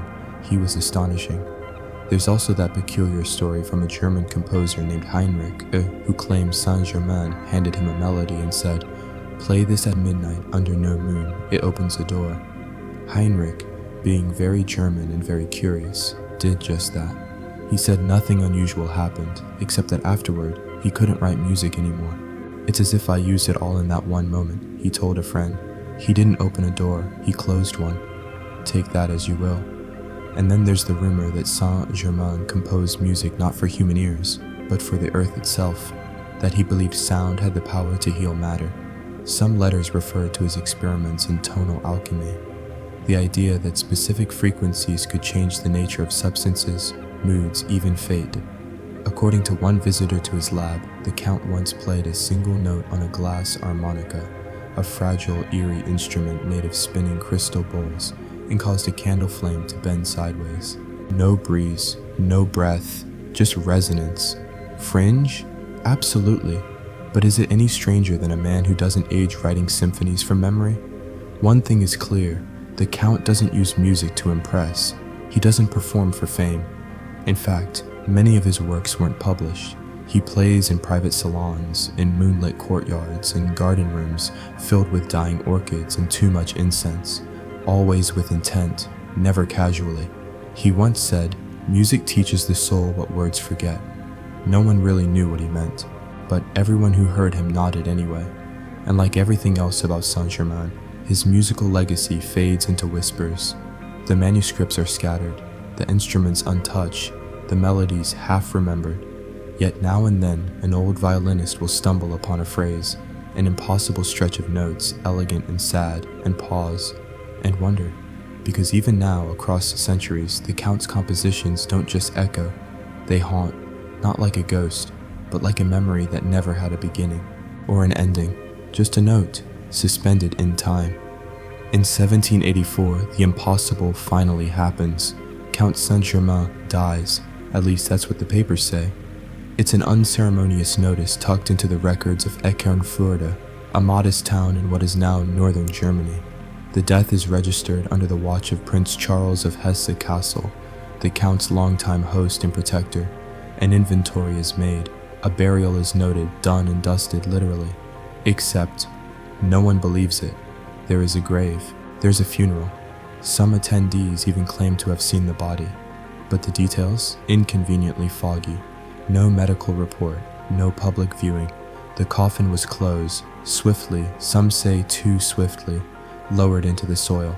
And just like that, the man who had never aged, never eaten, never offered a straight answer about anything, is declared officially dead. Naturally, it solves nothing, because within weeks, letters begin circulating across Europe, claiming he's been seen in Venice, then in Milan, then in Paris, giving advice to a banker about the rising tensions in France. Yes, tensions that will, within 5 years, explode into the French Revolution. One noble woman writes, "I dined with a gentleman in Brussels who bore an uncanny resemblance to the late Count. He did not say his name, but when I said mine, he smiled and said, 'Ah yes, we danced once when your hair was still dark.'" She was 20 at the time. The last recorded meeting with Saint-Germain had been decades earlier, when she was not yet born. Then, in 1789, a startling report emerges. During the storming of the Bastille, amidst the chaos and smoke, a cloaked figure was seen urging restraint to the revolutionaries. He was, according to multiple witnesses, calm, commanding, and strangely familiar. The description: tall, dark-haired, finely dressed, with eyes like obsidian and an accent no one could quite place. He vanished before anyone could question him. This begins what might be the strangest chapter of all, the post-death sightings. Saint Germain, it seems, is still very much on the move. In the 1790s, he's spotted in St. Petersburg, advising a small, secretive court circle about the fate of Europe. In 1804, a French soldier swears he sees him on the battlefield at Ulm, standing beside a general's tent and speaking with Napoleon's officers. In 1815, during Napoleon's exile, the Count is seen again, this time speaking with a young Austrian noble who later writes in his diary, "The gentleman warned me not to trust the return of the eagle. His words were soft, but they carried the weight of thunder." Then, in 1835, a British traveler in India writes of meeting a mysterious European man near the foothills of the Himalayas. He spoke flawless Sanskrit, the traveler notes, and claimed to have visited the ancient monastery before it was ever built. His name? The traveler doesn't remember, only that the man wore violet robes and a ring shaped like a serpent swallowing its own tail.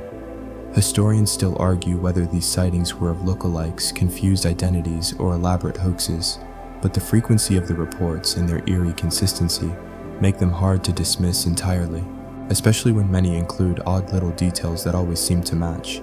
He never eats, he never gives a last name, he never writes his address, and he always seems to know more than anyone else in the room. There's even a curious story from a 19th century seance circle in Paris. The medium, unaware of who she's supposedly channeling, suddenly begins speaking in Latin, Sanskrit, and briefly Egyptian. Then she stops and says, "The Count is not dead. He steps through doors you cannot see." Naturally, this sends a chill through the room. Someone faints. Someone else claims the candles dimmed. Whether you believe it or not, the Count had, once again, made an entrance. But perhaps the most famous and unsettling sighting comes from 1860 in Paris. A well-known French spiritualist, Madame d'Adhémar, writes in her memoirs that Saint Germain appeared to her in the flesh, unchanged from when she had last seen him over 70 years earlier. He told her the world was about to enter a period of tremendous change, and that he would appear again when the time was right. She describes him in detail: same height, same face, same eyes, not a day older. He vanishes before dawn. Is this fiction, a hallucination, wishful thinking? Perhaps. But there's something stubborn about these stories. They don't behave like normal legends. They don't fade, they multiply. Across decades, across countries, across belief systems. One quirky detail. A British occultist claims Saint-Germain left behind a scarf that could not be stained. He poured wine, ink, even acid on it, but nothing marked it. It is woven from threads that remember their original form. He quoted the Count as saying, "Memory is the fabric of all matter." Again poetic, again unprovable, but oddly specific. The problem with trying to declare someone like Saint-Germain dead is that he never played by the usual rules of living. No birth certificate, no known family, no aging, and apparently no expiration date. Even Prince Charles, who certified the Count's death, wrote years later that a mystery still surrounds the fate of my friend. He admitted he'd never opened the coffin. He'd respected the Count's final wishes, but it may be, he added, that the Count's final wishes were not, in fact, final. And so, the legend keeps walking.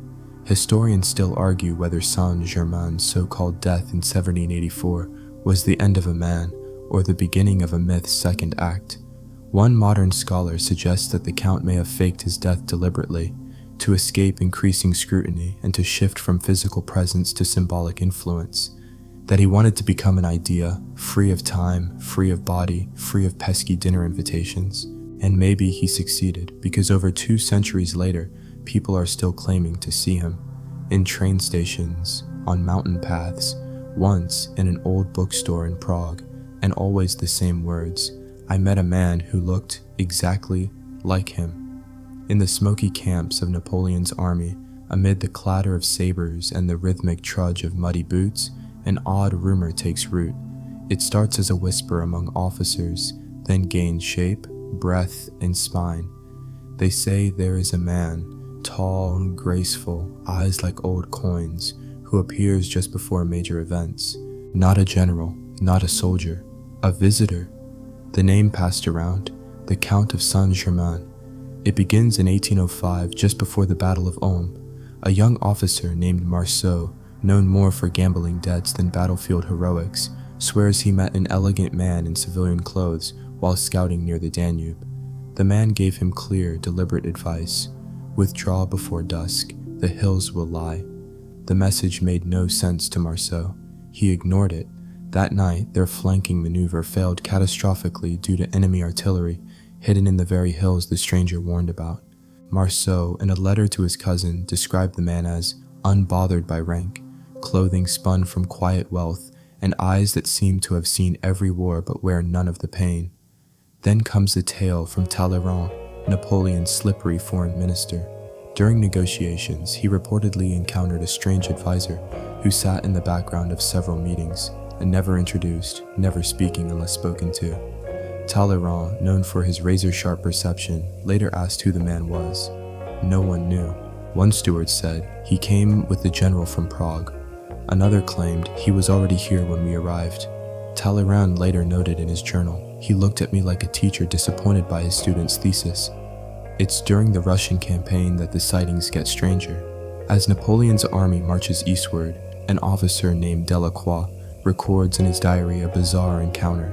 He finds a man standing alone on a snowy ridge, wrapped in a fur-lined coat, staring toward the horizon.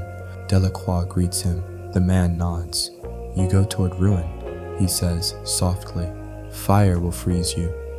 Later, after the disastrous retreat from Moscow, soldiers frostbitten, horses dead, thousands perishing from cold and starvation, Delacroix realizes those three words weren't a metaphor. They were a weather forecast and an omen. Historians still argue whether these encounters are fabrications, false memories, or a wartime version of ghost stories. After all, armies run on superstition as much as discipline. When facing cannonballs and hunger, the mind craves myth, but too many reports, too spread out, too eerily aligned with Saint-Germain's past and his style, pile up. Even Napoleon himself supposedly meets the mysterious man. There's an account from an aide-de-camp who claims to have seen the emperor in private conversation with a gentleman wearing a deep violet coat, an unusual color for military council. The conversation, overheard through a doorway, includes phrases like cycles of empire, the folly of ego, and the echo of Rome's final heartbeat. According to this aide, Napoleon listened, argued briefly, then fell silent. When the aide returned minutes later, the stranger was gone. Not dismissed, just no longer present, as if absorbed into the wallpaper. It's worth noting that Napoleon had a fascination with destiny. He believed deeply in fate, omens, and greatness beyond reason. If someone appeared who seemed to operate beyond time, dressed like an aristocrat and speaking like a philosopher, he wouldn't dismiss it. He'd likely lean in. There's a popular fringe theory that Saint-Germain tried to warn Napoleon against his ambitions, that he saw the arc of history repeating itself and wanted to break the cycle. That, perhaps, Saint-Germain's ageless wanderings were less about personal survival and more about shaping key moments, quietly, carefully, from behind the curtain. Of course, there's also the alternate theory that Saint-Germain supported Napoleon, that he saw in him a new order rising, one forged from the ashes of monarchies, that he gave him subtle knowledge, protected him from certain assassinations, and even ensured his escape from Elba. Historians still argue over this. Some dismiss it as delusion wrapped in velvet. Others say it fits the Count's pattern a little too well. A particularly curious tale comes from the Congress of Vienna in 1815.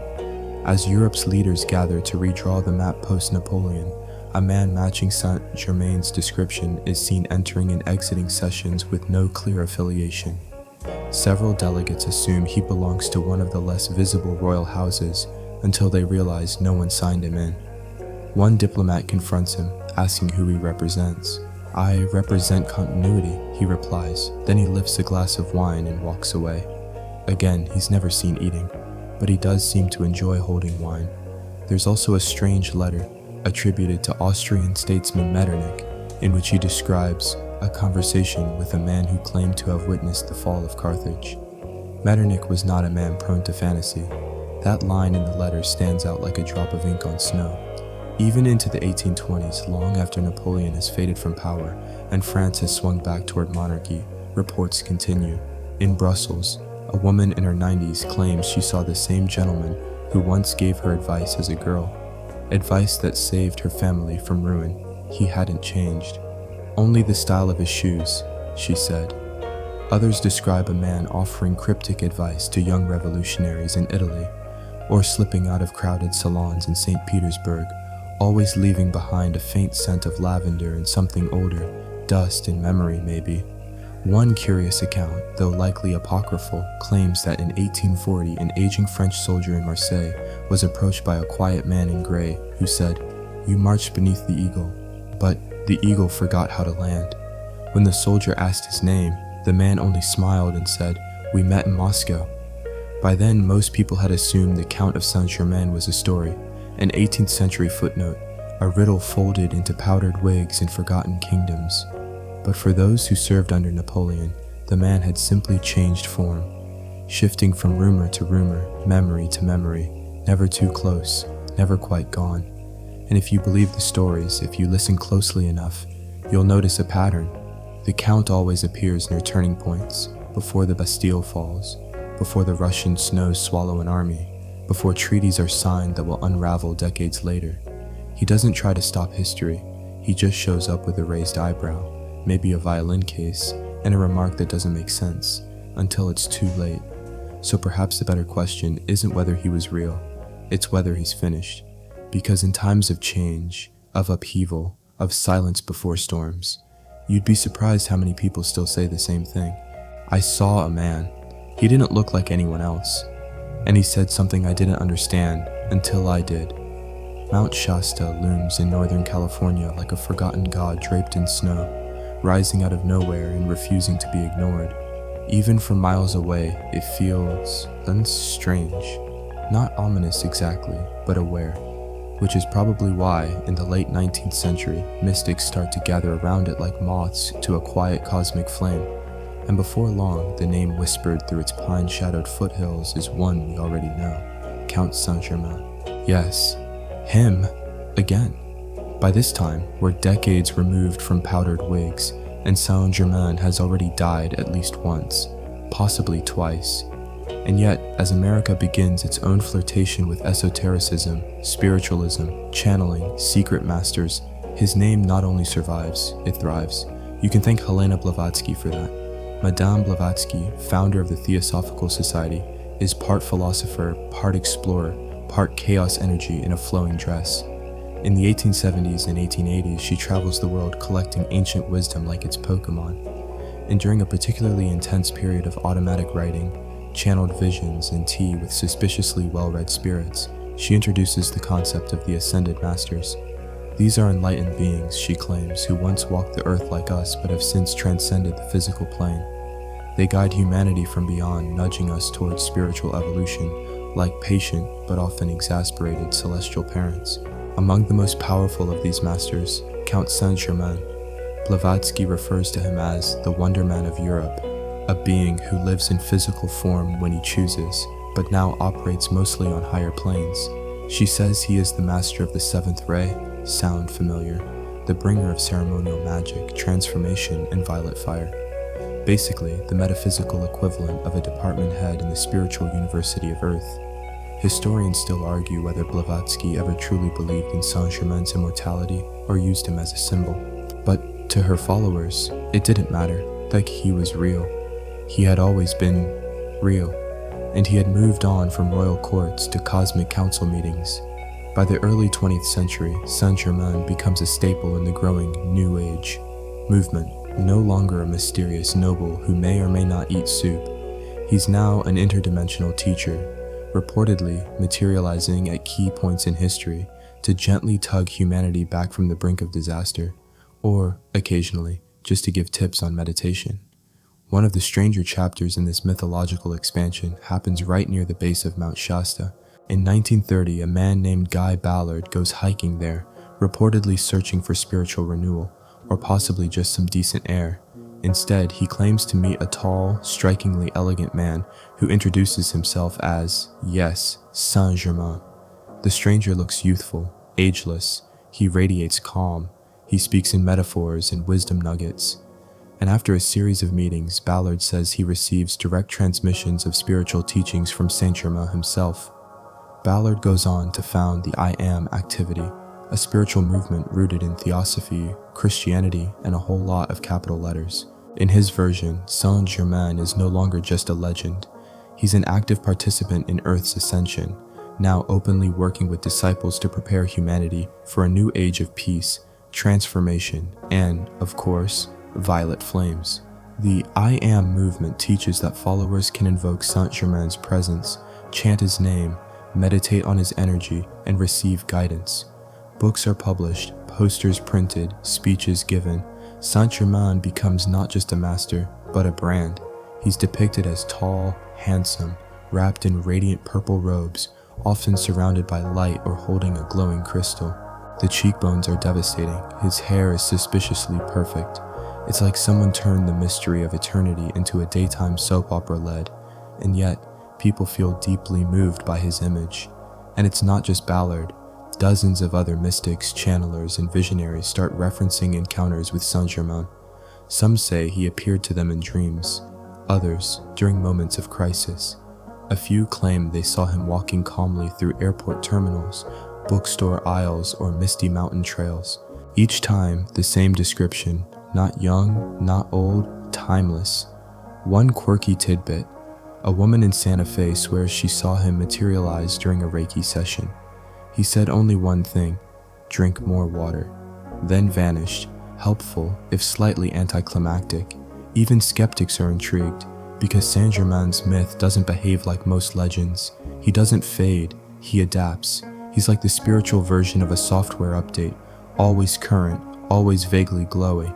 Some scholars call this mythic elasticity, the ability of a figure to evolve across time, cultures, and ideologies. Jesus, Buddha, Merlin, Saint Germain, each one reshaped over centuries, repurposed for new audiences. But few do it with quite this much fashion sense. And the thing is, believers don't just worship the idea of Saint Germain. They feel they know him. They describe his presence as calming, empowering, almost fatherly. He doesn't demand devotion. He doesn't ask for offerings or obedience. He offers clarity, encouragement, vibes, and of course, the violet flame. This becomes his signature symbol in the New Age community, a swirling light of spiritual purification that transmutes negative energy into harmony. Devotees meditate on it, visualize it, invoke it to cleanse trauma, karma, and bad vibes. It's the metaphysical equivalent of spiritual bleach, only purple and less toxic. Critics predictably scoff. They dismiss it as fantasy, a well-meaning mix of spiritual longing and creative imagination. But even the most skeptical agree on one thing: this idea, this figure, has staying power. Because what Saint Germain represents, a bridge between science and magic, between history and myth, is something we crave. We want someone who's seen it all, who isn't shaken by wars or broken clocks, someone who can remind us that knowledge, grace, and glittery mystery can coexist. Mount Shasta, to this day, remains a pilgrimage site, not just for hikers, but for seekers. People go there hoping to feel something, to see a shadow in the fog, to hear a voice that knows too much and asks for nothing. And sometimes, rarely, but enough to keep the stories alive, someone returns saying they did meet a man, tall, ageless, walking just ahead on the trail. He didn't introduce himself, but they just knew. Somewhere between a crystal shop in Sedona and a fifth-dimensional Facebook group, the Count of Saint Germain undergoes yet another transformation. No longer just a noble ghost or philosophical violinist, he's now ascended all the way into the role of spiritual influencer. Welcome to the Violet Flame era. In the early to mid-20th century, thanks in large part to the I Am movement, founded by Guy and Edna Ballard, Saint Germain's myth merges with modern spiritualism in a big, glowing, lavender-colored swirl. His legacy becomes tightly wrapped around one radiant idea, that he is the guardian and dispenser of the violet flame, a metaphysical force said to purify karma, transmute negativity, and generally improve your cosmic credit score. Here's how it works. According to the Ballards and those who followed, the violet flame is not literal fire. It's spiritual fire, divine energy.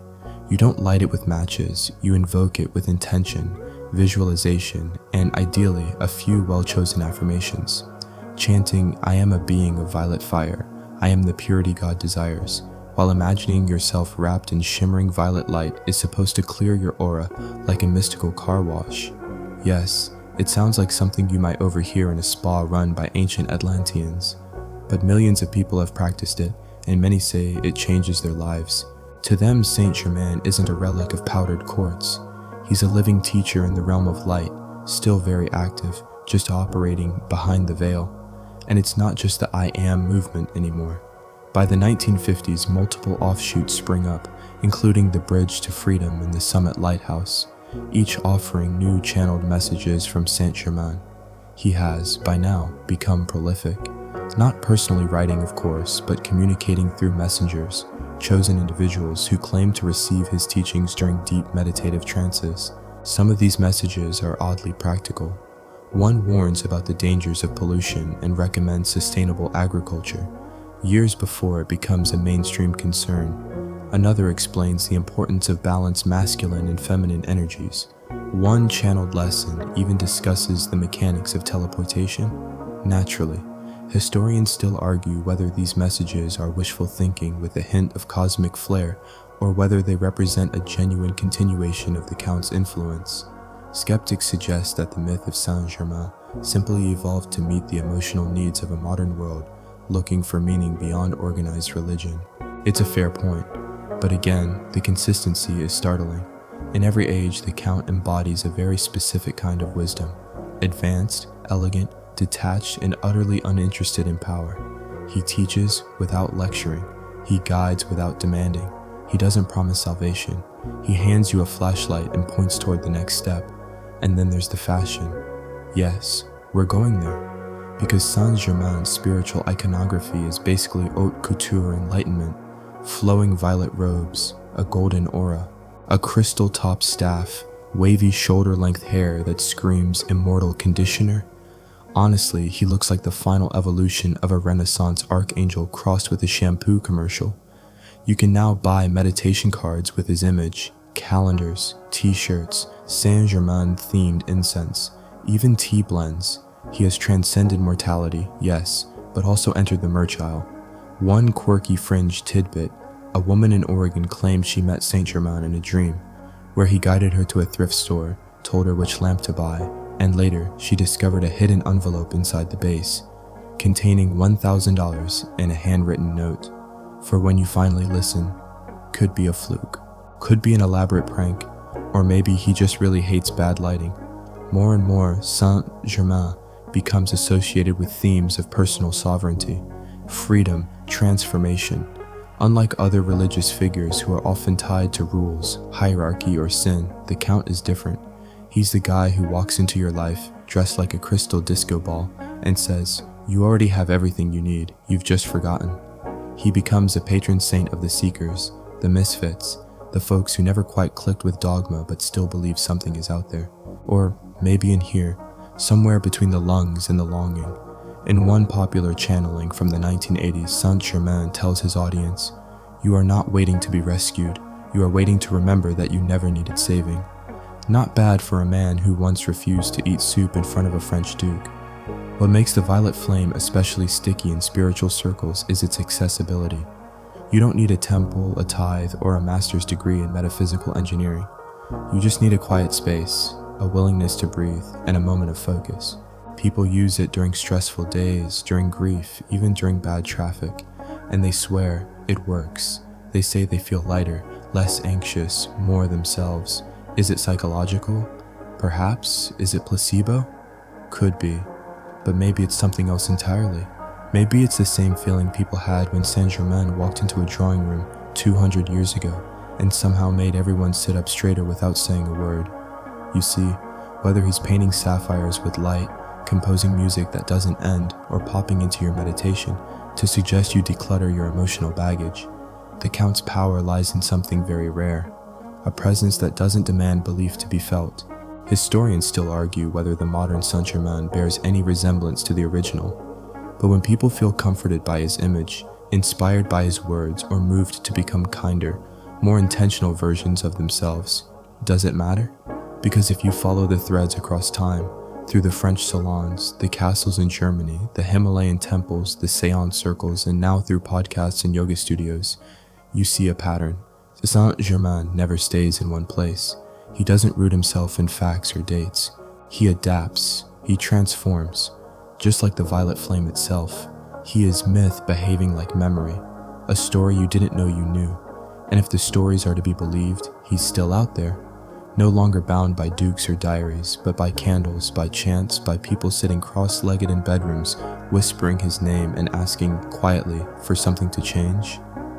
By the time the 20th century's Second World War explodes across Europe, the world is no longer the candlelit chessboard Saint-Germain once danced through. Tanks roll, radio crackles, science outpaces mysticism, and yet, like clockwork, his name flickers to life again. Only this time, the rumors are darker. While Allied soldiers storm beaches and Axis powers churn propaganda from underground bunkers, certain corners of the war's strangest stories begin to mention a familiar figure.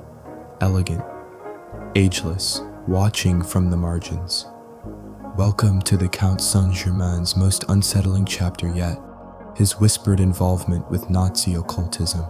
It starts, as these things often do, with the fringe. The Nazi Party, in addition to being monstrous and brutal, also harbored a bizarre obsession with ancient secrets, mystical power, and pseudo-scientific racial nonsense.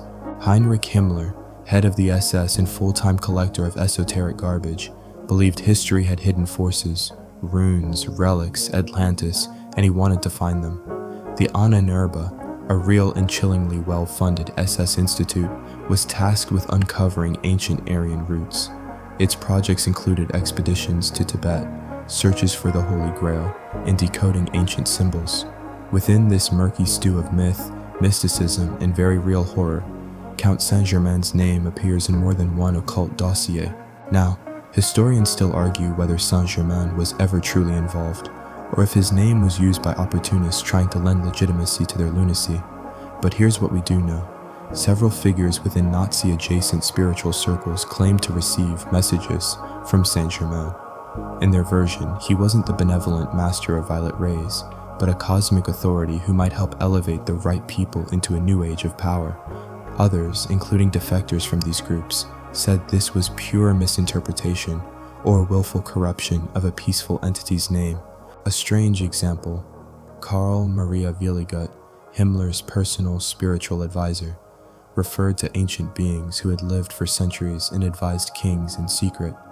One of his notebooks reportedly describes the man of amethyst wisdom, who appears when empires rise too quickly. Some say this was Saint-Germain, others think Willigut simply had too much schnapps and access to crayons. One of the more disturbing claims came from a prisoner in Dachau, a Polish scholar and resistance member named Janusz, who survived the camp and later wrote about a strange visitor. In the dead of winter, dressed not in a uniform, but in what looked like fine civilian clothes, this man was allowed to walk the camp freely. Guards didn't salute him, but didn't stop him either. Janusz claimed the man approached him, said in perfect Polish, "The fire must burn itself out, but not you, not yet." The next day, Janusz was inexplicably transferred. Weeks later, the block he had left was emptied. There's no way to verify the story, but it lingered, because others from other camps, always small in number, always quiet, made similar claims.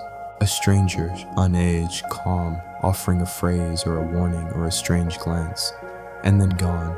Of course, the Nazi regime wasn't the only group that tangled Saint-Germain's legend with World War II.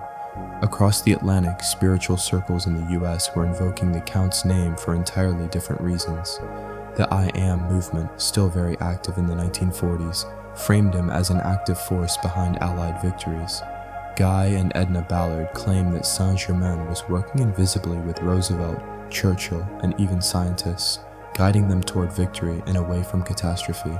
In one address, the Ballard said, "Saint-Germain, working through his light body, has influenced the minds of those in power to resist tyranny. He walks among leaders, unknown but ever present." A comforting idea, if unverifiable. Some even went further. One group claimed the Manhattan Project, the secret research program developing the atomic bomb, was only successful because Saint-Germain allowed it to be, to end the war quickly. Others argued the opposite, that he tried to stop it and his warnings were ignored. Let's take a deep breath here. Is there any mainstream evidence that the Count of Saint-Germain influenced, advised, or even hovered near the titanic events of World War II? No, not in the documented, footnote-heavy, peer-reviewed sense. But stories? There are dozens. One curious document in the British Ministry of Defense archives, declassified in the 1980s, includes a line in an officer's margin note referring to the Frenchman who appeared without clearance, gave correct coordinates, and left. No name is given. But conspiracy theorists latched on fast. Another comes from a US naval cryptographer who said a strange man showed up at his office during a blackout in 1943, muttered a correction to a cipher, and vanished before the power returned. The man left behind no ID but had violet eyes. Yes, violet eyes. That one is either mythological gold or an eyebrow sprain waiting to happen. A quirky tidbit, one underground resistance cell in Prague claimed to have received supplies, bandages, maps, and gold coins in a crate marked with a rose crossed by a sword, an old Rosicrucian symbol. Their note read, "From a friend who has outlived empires." Again, no signature, just a feather. You can't prove these stories, but you also can't entirely ignore them, because when myth meets fear, it tends to get sticky. Some believe Saint-Germain's name was invoked to give meaning to senseless destruction. Others think he may have appeared to warn, to nudge, to try, to fail even. And perhaps that's the darkest thread in this entire tapestry, that even someone who walks beyond time can't always stop us from hurting ourselves.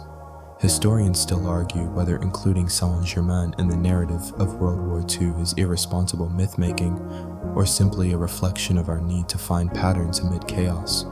Whether you see him as a cosmic watcher, an echo of the Enlightenment trying to steer us through an industrial nightmare, or a comforting ghost for believers desperate to assign purpose to catastrophe, it's clear he doesn't vanish, he simply moves. And if the stories are true, if he really was there, somewhere in the smoky distance, watching nations rise and fall with the same weary eyes he wore in Versailles, then he remains not just immortal. He remains invested not in outcomes, but in us. The credits roll on World War II. The world breathes, just barely. Cities rebuild, empires rearrange. The future arrives on the tips of rockets and the edges of televisions. It's the mid-20th century, and reality's got a shiny new soundtrack. But just as the age of reason, industry, and broadcast media threatens to sweep away myth with the flick of a switch, guess who strolls back into the narrative, probably wearing silk slacks and an ironic smile? Count Saint-Germain. This time, he doesn't waltz into royal courts or alchemical laboratories. He shows up somewhere entirely unexpected, Hollywood, because of course he does. It starts with whispers, a rumor here, a passing mention there. A very elegant man appearing at parties, always just on the edge of the frame, like a cameo in a film noir reel someone forgot to cut. He never seems to be the star, but people remember him all the same.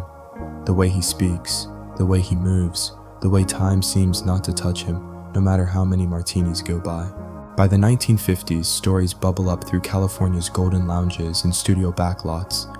There's a man, tall, ageless, European, who visits creative circles uninvited, but always welcome. He doesn't pitch scripts, he doesn't act, but somehow he knows everyone. He knows too much. Actor and director Orson Welles, never one to ignore a good enigma, once reportedly told a dinner guest, "There's this fellow at Romanoff's who speaks of Shakespeare like he sat next to him," and I'm not entirely convinced he didn't. That might be legend, or a very dry joke. But more than one screenwriter from that era claims to have met a man who radiated an old-world presence and had a habit of disappearing before dessert. One B-movie actress writes in her unpublished memoir that she met a man at a 1952 rap party who called himself Le Comte. He complimented her performance, not in the way men in Hollywood usually did, but by referencing a scene she had filmed before it was publicly screened. She assumed he was a producer. When she asked his name again later, no one could recall having seen him at all. Then, there's the screenwriter who swears that, during a stressful all-nighter, he was visited by a stranger in violet, who leaned over his shoulder, pointed at a page, and said, That line belongs to Caesar. The next day, he won a rewrite bonus after the director praised the very line in question. Coincidence? Maybe. Or maybe the Count had simply found a new court, the dream factory of 20th century America, where illusion is a form of power and charisma, the currency of kings. It makes sense in a way. The old courts were gone, empires had fallen, but Los Angeles was becoming the new Versailles, filled with lavish costumes, political intrigue, golden facades, and enough ego to bend space-time. Where else would an immortal man in love with beauty and mystery go? Even skeptics get tangled in his trail. A former gossip columnist wrote in a footnote-heavy blog post decades later that she encountered a man at Musso and Frank who told her, "History is a mirror, darling. We just forget which side we're standing on." She later recognized his photo, claimed it was Saint-Germain, as shown in an old esoteric magazine she picked up out of curiosity. The magazine had been published 20 years before she was born. Let's drop in a mainstream historical fact here. During the 1950s and 60s, belief in mysticism and New Age spirituality experienced a resurgence in the United States, particularly in California. Theosophical societies saw renewed membership, meditation circles grew, people experimented with LSD, astrology, and pyramid power, all in search of something more. And right in the middle of this cultural gumbo, Saint-Germain. His name shows up in lectures at esoteric bookstores on Melrose. He's invoked at seances in Laurel Canyon. One actor swears he heard a producer say, "Don't worry about the script, the Count approved it." The actor didn't know who the Count was. He thought it was studio slang. It wasn't. There's a quirky detail from a 1963 charity gala held at a Beverly Hills mansion. A man in a dark purple suit, no one knew from where, spent the night talking with screenwriters about the return of alchemical storytelling. He referenced ancient myths, modern film structure, and a vision of storytelling that spanned ages. No one could quite remember who invited him, but everyone remembered his parting line. "When the stars forget their names, the audience will remember mine." It was very late. People had been drinking, but still. One producer even claimed Saint-Germain helped him conceptually unblock a failed film project, not through notes or storyboarding, through a casual conversation about Plato. "I don't know what happened," the man said. "I just saw the whole movie at once, like he turned on a light in my head." Even beyond Hollywood, his legend flickers on the fringes of pop culture. There are persistent rumors that Saint-Germain appeared in New York during the Jazz Age, trading philosophies with Thelonious Monk.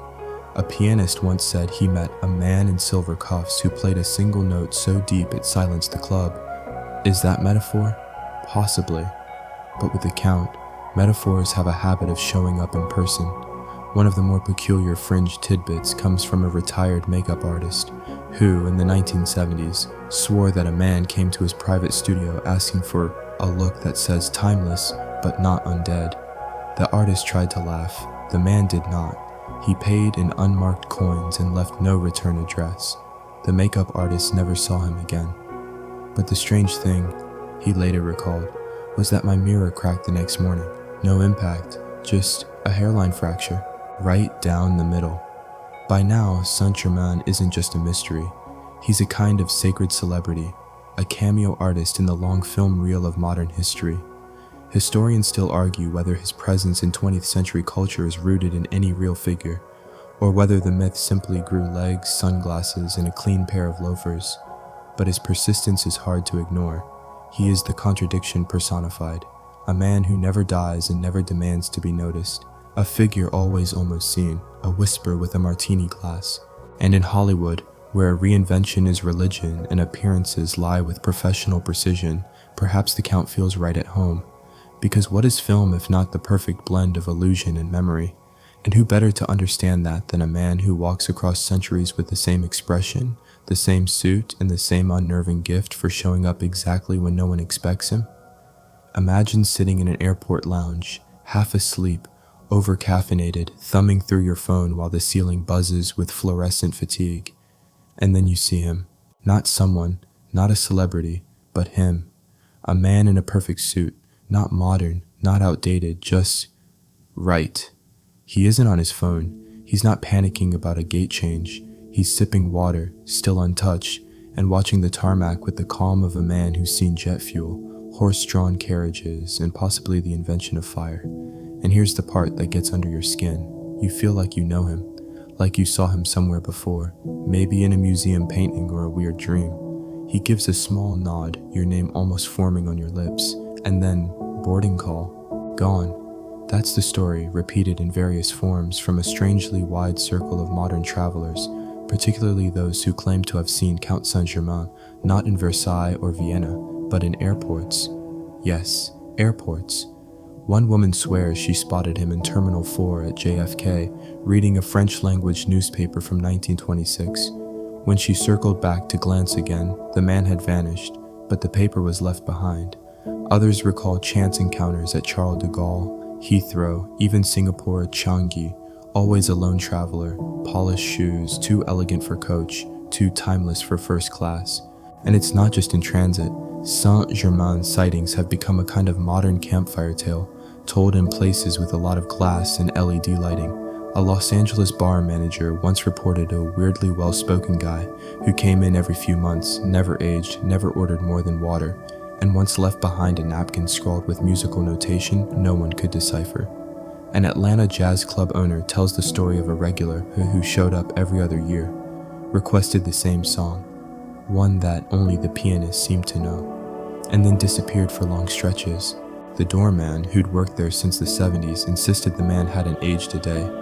There's even a thread on an old Reddit-style forum where users recount uncanny strangers who appeared ageless, spoke in full sentences like they belonged to a slower century, and had names that sounded vaguely French. A few posters flat out claimed they met Saint-Germain. One claimed he helped them fix a flat tire in the Nevada desert, quoted Shakespeare, then asked if the stars felt less heavy this decade. Now, of course, this is the internet. Not exactly the historical record Voltaire would be proud of, but what makes these modern stories so compelling is the sheer consistency. Same description, same composure, same polite detachment, like a man watching the world as it loops back on itself again and again. And unlike most urban legends, Saint-Germain doesn't seem confined to spooky woods or old houses. He shows up in functioning, fluorescent-lit, full Wi-Fi real life. He doesn't arrive in fog. He walks in through automatic glass doors. It's unsettling because it's so normal, and that's the trick, isn't it? If an immortal really were among us, he wouldn't be wearing a cape and glowing in the dark. He'd be exactly like this. Quiet, observant, vaguely magnetic, and gone just a little too quickly for you to ask follow-up questions. Historians still argue whether these modern encounters are just the latest mutation of the Saint-Germain myth, a kind of psychological meme our culture can't stop reproducing. But even the skeptics admit it's odd how he always appears the same. Always one step ahead of fashion, always aware of history, and always giving people the impression that he already knows what's going to happen next.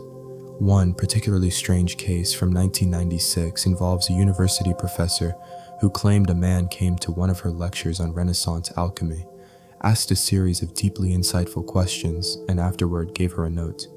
"You speak as though you knew them, you should." The handwriting, she said, was identical to notes supposedly penned by the Count in the 18th century, at least according to her research. Another from 2011, a musician playing in a New Orleans street band noticed a man who requested a song by name, an obscure jazz piece from the 1920s. "It hasn't been played in public in decades," the musician said, and he said it like he just heard it last week. One fringe detail that shows up over and over again: his ring.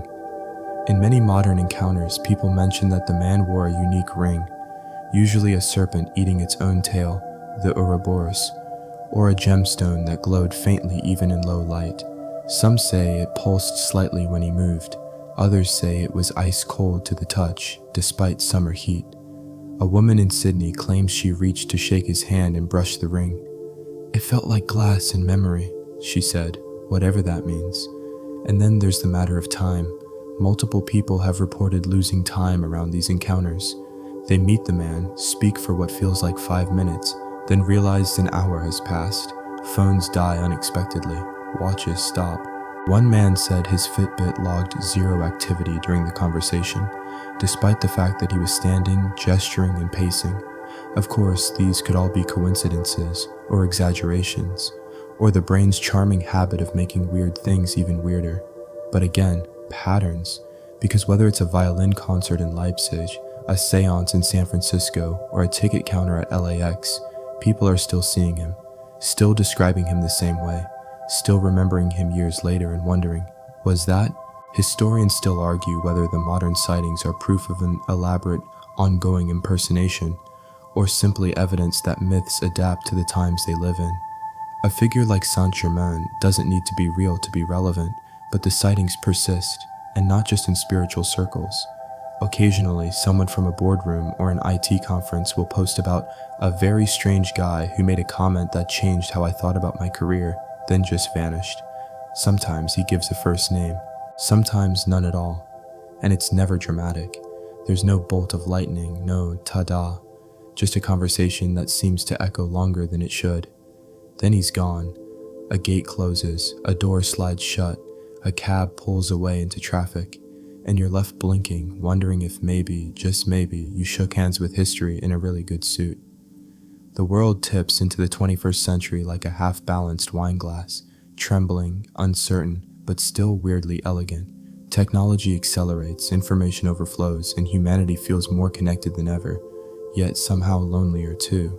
We live with one foot in the real and one in the digital, scrolling through headlines, hashtags, and the occasional conspiracy.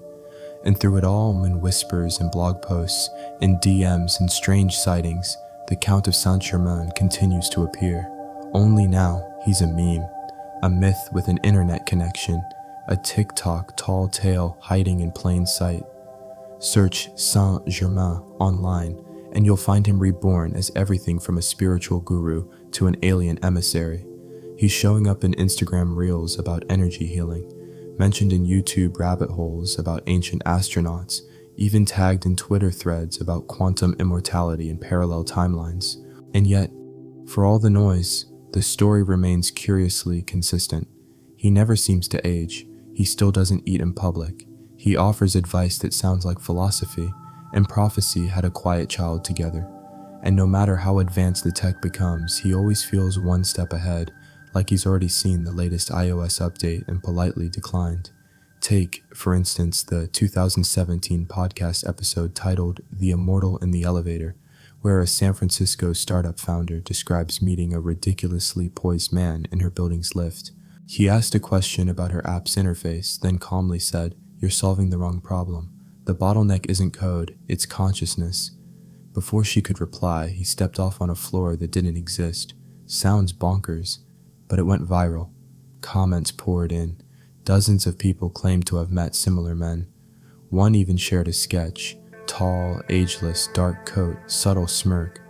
Another said, "Same guy. Told me my crypto portfolio was spiritually misaligned, and he was right. Is it mass delusion? The Mandela effect with better tailoring? Maybe." But here's where it gets unsettling. A few tech figures, quietly, not on record, have admitted they've heard the same phrases from someone who didn't work for them, who wasn't on the guest list, who simply appeared, offered an insight, and vanished before HR could catch their name. He's even cropped up at spiritual conferences. In 2019, during a panel on consciousness and AI, a speaker paused mid-sentence and pointed into the audience. "You," she said, "you look familiar." The man she pointed to simply smiled and stood. "We've spoken before," he said, "but not yet in this form." Later, no one could identify him, no ticket, no name badge, nothing on camera. The speaker, she swears it was Saint-Germain, and not just because of his hair.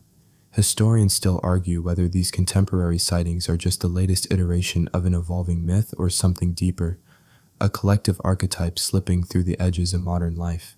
But the fact remains, people keep seeing him. Not in temples or mountaintops, but at conferences, in cafes, and once, bizarrely, in a Costco.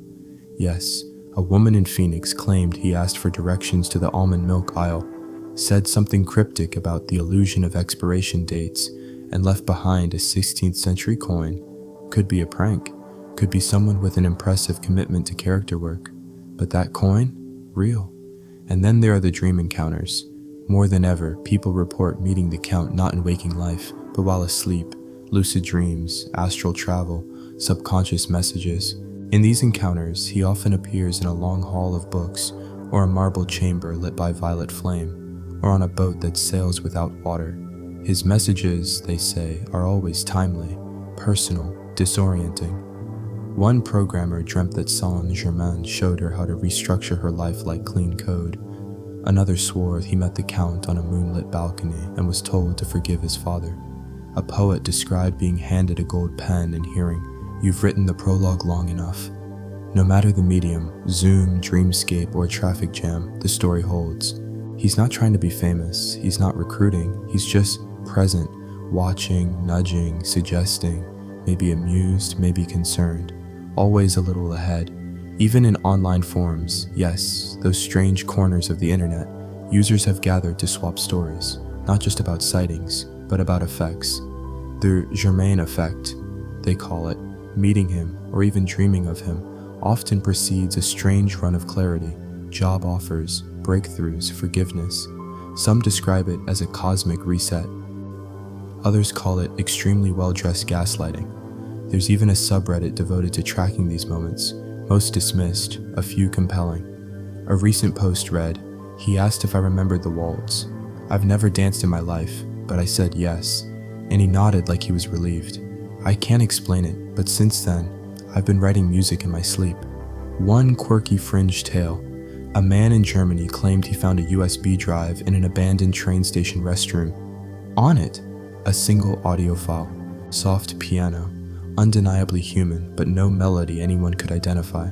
He played it for a musicologist who said, "This sounds like what silence would compose if it missed being heard." The file was named Aria Germain. Is any of this real?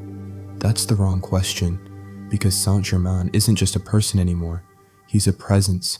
He's a name you recognize in your bones, a memory you didn't make, an idea that shows up just when you're about to give up on mystery altogether. He's the reminder that, despite all our gadgets and metrics and real-time data, some things, beautiful, slippery things, still won't fit into a spreadsheet. Historians still argue whether he ever existed in the way we think. But in this ultra-modern world of AI, space travel, and one-day shipping, one very old figure continues to sneak into our lives with the quiet grace of a well-timed metaphor. Maybe he's a dream, a prank, a story, or maybe, just maybe, he's a very patient teacher who knows that the best way to stay relevant is to never stop surprising you. The digital age hums with the speed of 1,000 thoughts per second. Notifications buzz like gnats around every moment. Our lives flicker between emails and endless feeds, but even in this electric haze, Count Saint-Germain walks on, without a footprint, without a timestamp, but always arriving precisely when needed. He doesn't crash trends, he doesn't announce launches, he simply appears, then fades, like someone quietly lighting a match in a cathedral, then blowing it out before anyone can ask who struck it. One of the most recent stories came from a documentary filmmaker in Lisbon. She was working on a series about forgotten composers when she visited a tiny unlisted archive buried beneath a monastery. Inside, among dust, parchment, and centuries of silence, she found a single piece of music handwritten with exceptional care. Unlabeled, but curiously perfect. When played, it sounded modern, yet older than time. She asked the curator who wrote it. He shrugged. "We think it's the Count's, Le Comte de Saint-Germain," or so the story says. She asked what story. He smiled. "The story is always changing." That's the thing about Saint-Germain. He has become the living, breathing shape of mystery itself, a riddle with excellent posture, a reminder that no matter how far we fly or how many pixels we push, some truths prefer to be felt rather than known. Even in this century, with its retinal scans and GPS and data packets, people continue to report their encounters. One woman swore she saw him in Tokyo during a typhoon. He offered her shelter under an umbrella, despite having no umbrella of his own. He told her, "The storm will teach you more than the sun ever will," then vanished when she turned to thank him. A man in Johannesburg claims the Count helped him change a flat tire in silence, then handed him a single violet petal before walking away. Another in Vancouver recalls meeting him in a laundromat, of all places. He said, "No one ever thinks of cleansing the self like they cleanse the socks, before folding someone else's laundry more neatly than the laws of cotton should allow." Little moments, quiet fingerprints, but they all add up.